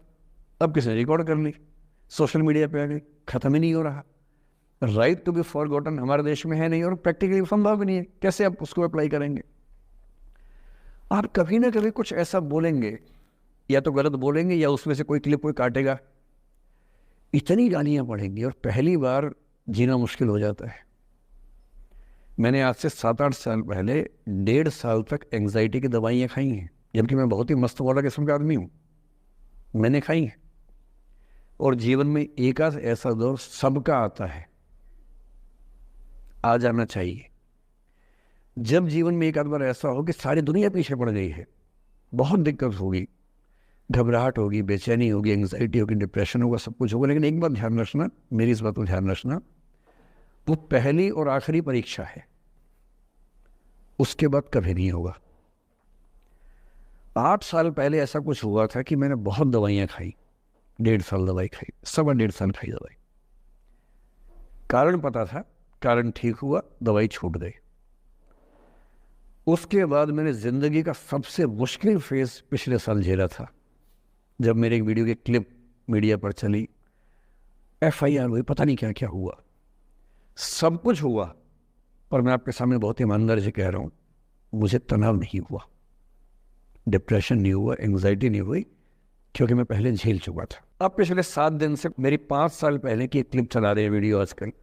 2019 के इलेक्शन से पहले जनवरी में मैं एक क्लास लेते हुए कह रहा हूँ कि अब इलेक्शन का टाइम आ गया, अब मंदिर का तमाशा शुरू हो जाएगा और ये पॉलिटिक्स के मामले हैं, सब बेकार की बातें। उस समय ना सुप्रीम कोर्ट का जजमेंट आया था, ना कुछ और हुआ था। आज मेरा बड़ा सीधा स्टैंड है कि जब सुप्रीम कोर्ट की कॉन्स्टिट्यूशन बेंच ने 5-0 से सहमति दी है और उसके बाद कॉन्स्टिट्यूशन तरीके से मंदिर बन रहा है, मैं कौन होता हूँ नाराज़ होने वाला? मुझे क्यों खुश नहीं होना चाहिए? दुनिया में हर धर्म के ईश्वरों के नाम पर मंदिर हैं, उनके जन्म स्थान पर मंदिर हैं। मेरे धर्म में क्यों नहीं होना चाहिए? मुझे क्यों परेशान होना चाहिए? और कुछ लोग पिछले 7 दिन से 5 साल पहले की क्लिप चला रहे हैं। मेरी टीम परेशान है, मैं परेशान नहीं हूँ। मुझे भेजते हैं कि सर ऐसे हो गया, सर इतने वीडियो चल रहे हैं। मैं सुनता हूँ पर तनाव नहीं होता है, क्योंकि मुझे पता है कि किसी दिन किसी मंच पर हो, जैसे आज मैंने बात बोल दी, कहीं और बोल दूंगा, बात खत्म हो गई। कितना लोड लेंगे? और आप लोड लेते रहेंगे तो दुनिया देती रहेगी। दुनिया के पास बहुत है देने के लिए, वो हमेशा देते रहेंगे। खुद को ऐसा फूल प्रूफ बना लीजिए, शील्ड बना लीजिए अपने आसपास कि तनाव आता है फिसल के निकल जाता है। और अगर आप तनाव झेलने के लिए समर्थ हो जाते हैं, लेट गो कर देते हैं, मैं दावे से कह रहा हूँ, सफल कितने होंगे मुझे नहीं पता, जिंदगी आपकी शानदार होगी, ये मैं गारंटी दे रहा हूँ। और जब जब बुरा अनुभव हो, जब जब जीवन में बुरा अनुभव हो, सबको होता है, आपको भी होगा। जब जब बुरा अनुभव हो, मेरा सूत्र वाक्य है, जो मेरे व्हाट्सएप का स्टेटस भी है परमानेंट, मेरे दिल में गुथा हुआ है, दिल पे छपा हुआ है, सबको बोलता हूँ, हर क्लास में बोलता हूँ, आपको भी बोल रहा हूँ। एक लाइन याद रखना, क्यों डरे जिंदगी में क्या होगा, कुछ ना होगा तो तजुर्बा होगा, उससे बड़ा कुछ नहीं है। अब मैंने ठीक ठाक टॉर्चर कर लिया बच्चों पर, इससे ज़्यादा करना शोभा नहीं देता। इसके साथ ही बात समाप्त करता हूँ। बहुत बहुत धन्यवाद सुनने के लिए। So now it's our time to finally have a positive Q&A session with sir. Sir first of all I thank you so much, और you motivate us so much sir. मैं जब भी मतलब अगर लाइफ में कुछ भी प्रॉब्लम आ रही होती है तो यूट्यूब पे सबसे पहले यही देखती हूँ कि सर की कुछ ना कुछ वीडियो उस टॉपिक पे पक्का मिलेगी, जिससे कुछ ना कुछ सॉल्यूशन ज़रूर होगा। आज जो आपने जो कुछ भी बोला, I am so motivated of it. And this society people give me a question to ask, ये इन्हीं लोगों में से किसी एक का क्वेश्चन है। So I'd like to ask sir, I try every day to study with the same enthusiasm, and every second day I feel exhausted and not able to complete the study target. What should I do? So first of all, thank you for saying me thank you. And as far as the question is concerned, I don't know whose question is this, but whosoever has sent the question. जब आप ये कहते हैं कि मैं रोज़ उतना पढ़ नहीं पाता हूँ, इसके बुनियादी तौर पर 2-3 रीजंस हो सकते हैं। पहली बात तो कोई भी नहीं पढ़ पाता है, मैं भी नहीं पढ़ पाता हूँ उतना। हम लोग प्रिटेंड करते हैं कि हम बहुत पढ़ते हैं। ईमानदारी की बात है कि मैं आज तक कभी भी 1 घंटे से ज़्यादा एक साथ नहीं पढ़ पाया हूँ, और मैंने ठीक ठाक पढ़ाई की है वैसे, है ना, आप भरोसा कर सकती है इस बात पे। एक तो अपने आसपास ऐसे लोगों से बचिए जो बार बार दबाव बनाए कि मैं तो बहुत पढ़ता हूँ, तो कितना पढ़ती है। आप कितने घंटे का टारगेट लेके चल रहे हैं, एक प्रॉब्लम ये भी हो सकती है। आपकी उम्र में कॉलेज के अलावा अगर आप 3-4 घंटे पढ़ लेते हैं तो पर्याप्त है। कॉलेज के 3 साल सिर्फ पढ़ाई के लिए नहीं है, पढ़ाई से ज़्यादा सीखने के साल हैं, मंच पे आने के साल हैं। दोस्तों के साथ फिल्म देखिए, दोस्तों के साथ आउटिंग पे जाइए, रेस्टोरेंट में बैठ के खूब बकवास कीजिए उनके साथ। उसमें जो सीखेंगे वो केवल पढ़ाई से नहीं सीखेंगे। तो दिन में 3-4 घंटे बहुत होते हैं। और बाकी मैं एडवाइस करता हूँ बच्चों को कि बहुत सारी एक्टिविटीज़, जिसमें से एक एक्टिविटी चाय की दुकान पर दोस्तों के साथ बैठना, 1 घंटे बात करना भी शामिल है। पर्सनैलिटी ग्रूमिंग के लिए बहुत ज़रूरी है। फिर आप लोगों की उम्र में इमोशंस थोड़े उठापटक होती रहती है। अगर आप महीने के 30 दिन में से 6-7 दिन बीच में नहीं पढ़ पाते डिस्टर्बेंस से, तो इसका मतलब है कि आप दिमागी तौर पर एकदम ठीक हैं। चिंता उनकी है कि जो रोज़ पढ़ रहे हैं। इसका मतलब वो अपनी उम्र में जी नहीं रहे, वो किसी और उम्र में जी रहे हैं। तो ठीक है, कभी कभी डिस्टर्बेंस आएगी, उसको एंजॉय कीजिए। डिस्टर्बेंस बस सुंदर प्यारी होनी चाहिए, इतना ध्यान रखिए, है ना। जिसकी वजह से नींद उड़ी हुई है वो अच्छा होना चाहिए, बाकी तो ठीक है। नमस्ते sir, thank you sir for this session sir. I extend my gratitude sir. It was an honor to listen you sir. Sir मेरा आपसे सवाल होगा कि कई एक आध एग्जाम्पल होंगे सर जहां आपने लेट गो किया होगा, आप अपने जीवन में भी किसी चीज़ में लेट गो किए होंगे, तो कोई एक आध ऐसा एग्जाम्पल आप शेयर करना चाहे जिससे हमें भी प्रेरणा मिले। मैं बताता हूँ आपको। जो मैंने कहा कि 7-8 साल पहले मैं थोड़ा एंग्जाइटी का शिकार हुआ, कई कारण थे, पर उसमें 2-4 लोग ऐसे थे जिन्होंने मेरा जीना मुश्किल कर दिया था उस समय। मतलब उन्होंने कर दिया, मैंने करवा भी लिया। अब तो मैं करवाता ही नहीं, तब मैंने करवा लिया था। अजीब किस्म के लोग पीछे पड़ के रात दिन 24 घंटे तनाव देते रहना बिना किसी बात के, कोई वजह भी नहीं थी ऐसी। मैं बड़ा परेशान रहा। फिर बाद में परिस्थितियां बदल गई, मैं ठीक हो गया, मेरी स्थितियां ज़्यादा बेहतर हो गई। तो उन दिनों मैंने एक रहीम का दोहा पढ़ा, वो मेरे जीवन का उसूल बन गया। उसके बाद से 1-2 बार मेरे मन में आया कि मैं भी दुश्मनी कर लूं और दिखा दूं, और मेरे पास ताकत उनसे ज़्यादा थी उस समय भी, आज भी है। पर अगर मैं किसी के उकसाने पे उसके जैसा हो गया तो जीता तो वही। जब मैं ही नहीं रहा तो फिर तो कोई और लड़ रहा है, मैं रहा ही नहीं, वो जीत जाएगा। मेरी असली कश्मकश ये थी कि बिना उसके जैसा हुए इस चीज से बाहर निकलना है। ये कुछ वैसे कि आप सड़क पे जा रहे हैं, कीचड़ में सूअर लोटा हुआ है, उछल उछल लौट रहा है, आपके सफ़ेद कमीज पे छींटा पड़ गया।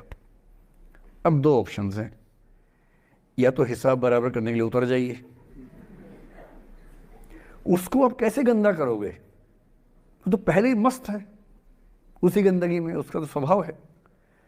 आपका एक छींटा है, आप पूरी कमीज गंदी कर लेंगे वहां जाके। तो सबसे अच्छा क्या है, वहां से निकल जाना, लेट गो कर देना। तो मैंने रहीम का एक दोहा अपना सार बना लिया, रहीमन ओछे नरन सो बैर भली ना प्रीति। रहीमन ओछे किस्म के लोगों से ना बैर अच्छा है ना प्यार अच्छा है।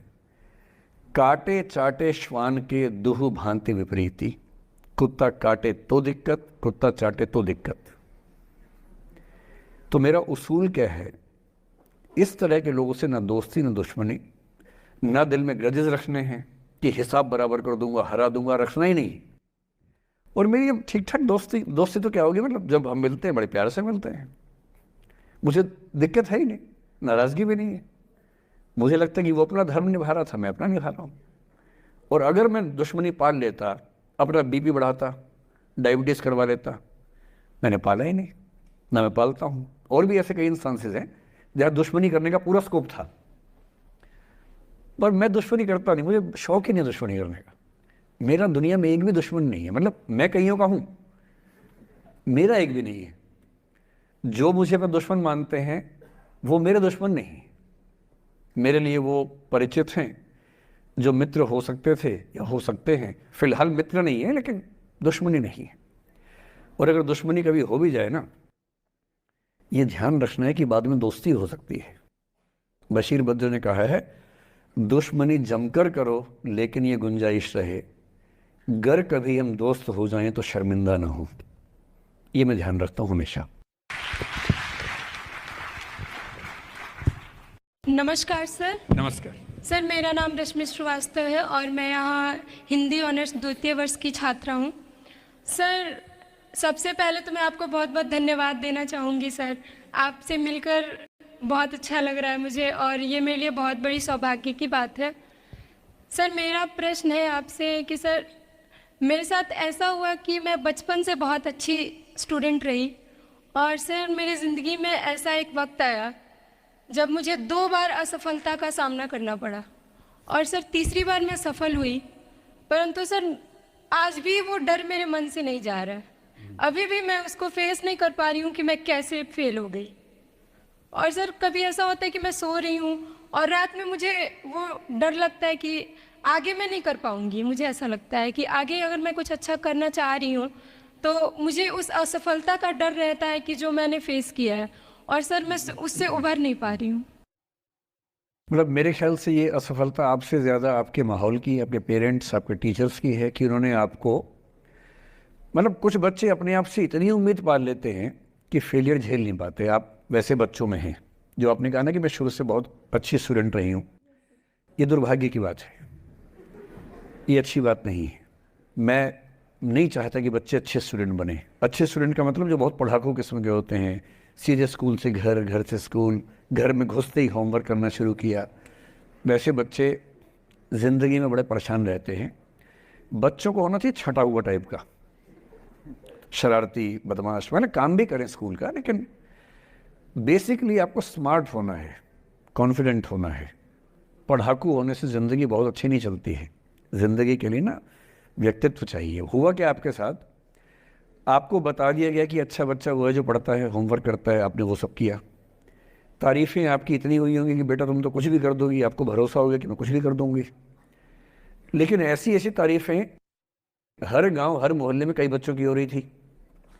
जब उन सब में कंपटीशन हुआ तो कुछ सफल हुए, बहुत सफल नहीं हो पाए। तो जो सफल नहीं हो पाए उनको बहुत बेचैनी हुई। आपका सौभाग्य है कि अब तीसरी बार में सफल हो गई। कई ऐसे लोग हैं जो कभी सफल नहीं हुए ज़िंदगी में, उनको भी तो जीना है। तो मैं एक ही बात कहूँगा, अपने आप से उम्मीदें कम कर लीजिए। और ये आसान नहीं होता है। इसका तरीका ये है कि एक दो ऐसे अच्छे दोस्त जो अच्छे भी हैं, दोस्त भी हैं, और बहुत उम्मीदें ना रखते हैं, ना आपको रखने देंगे अपने आप से। डायरी लिखने से लेकर कुछ अच्छे उपन्यास पढ़ना, अच्छी फिल्में देखना, जो आपको सहज होना सिखाएं, न कि महान होना सिखाएं। महानता से बड़ा कोई रोग नहीं है, इस चक्कर में नहीं पड़ना है। सामान्य होना है। असली जद्दोजहद सामान्य होने की है, महान होने की नहीं है। सहज होना है। तो अपने आप से क्या कहना, रोज़ कहना है कोशिश पूरी करूँगी, सफलता मिल गई तो बढ़िया, नहीं तो क्यों डरे, ज़िंदगी में क्या होगा, कुछ ना होगा तो तजुर्बा होगा, और भाड़ में जाए सीधी सी रात। नमस्ते सर। सर मेरा क्वेश्चन थोड़ा सा इनसे अलग है। सर जैसे आपने कहा कि लेट गो करना चाहिए, लेकिन करना चाहिए? लेट गो करना चाहिए। हमने भी ये चीज़ सुनी है कि जिसके नसीब में जो लिखा होता है एक दिन उसे वो मिलता ही है, तो उसके लिए हमें परिश्रम करना चाहिए। तो सर एक इनके बीच में क्या एक थिन लाइन नहीं है कि हमने सोचा जैसे 71st डे पर मुझे ऐसा लग रहा है कि अब मुझसे और नहीं होगा, अब मैं नहीं करूँगी। माना कि वो गिव अप भी कहा जाता है, लेकिन अगर मेरे नसीब में है कि नहीं यार कल ये तुझसे हो जाएगा, अगर मैं कोई भी टास्क कर रही हूँ कल ये कंप्लीट होगा, लेकिन मैं सोचूँ नहीं मेरे से ये प्रेशर नहीं हो रहा, I should let go this, I should start some other thing. तो क्या ये मुझे लेट गो करना कभी रिग्रेट नहीं कर सकते क्या लाइफ में, यार एक दिन और ट्राई कर लेते तो शायद मिल ही जाता। देखिए, जो नसीब का मामला है, मेरे ख्याल से आपकी उम्र में नसीब को नहीं मानना चाहिए। दुनिया में किसी को नहीं पता कि नसीब है या नहीं, और है तो कितना है। सब तुक्का लगा रहे हैं, मैं भी तुक्का लगा रहा हूँ, ठीक।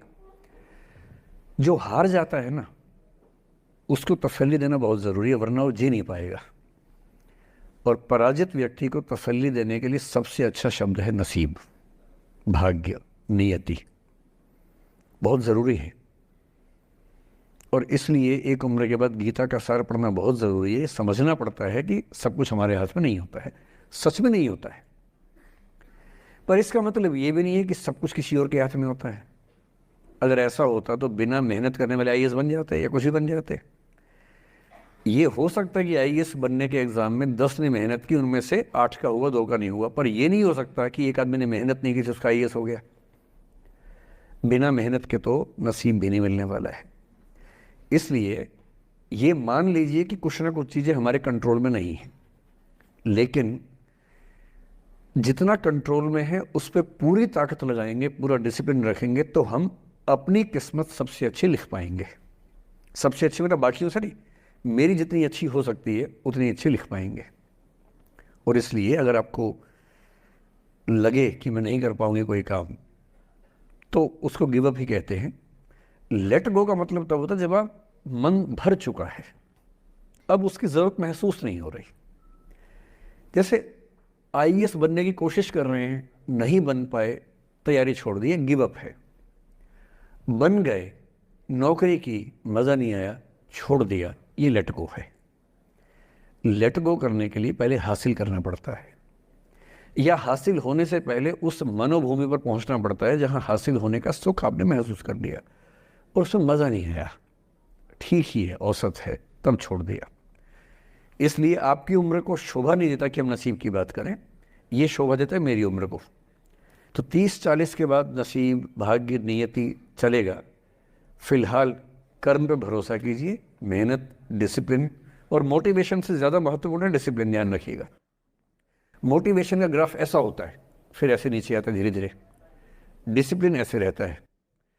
और डिसिप्लिन वाला व्यक्ति हमेशा मोटिवेशन वाले व्यक्ति से ज़्यादा सफल होगा, ये मान के चलिए। सबसे अच्छा क्या है? Motivation with discipline. तो कोशिश कीजिए कि नसीब पे ना छोड़िए, अपने भरोसे कीजिए। All the best.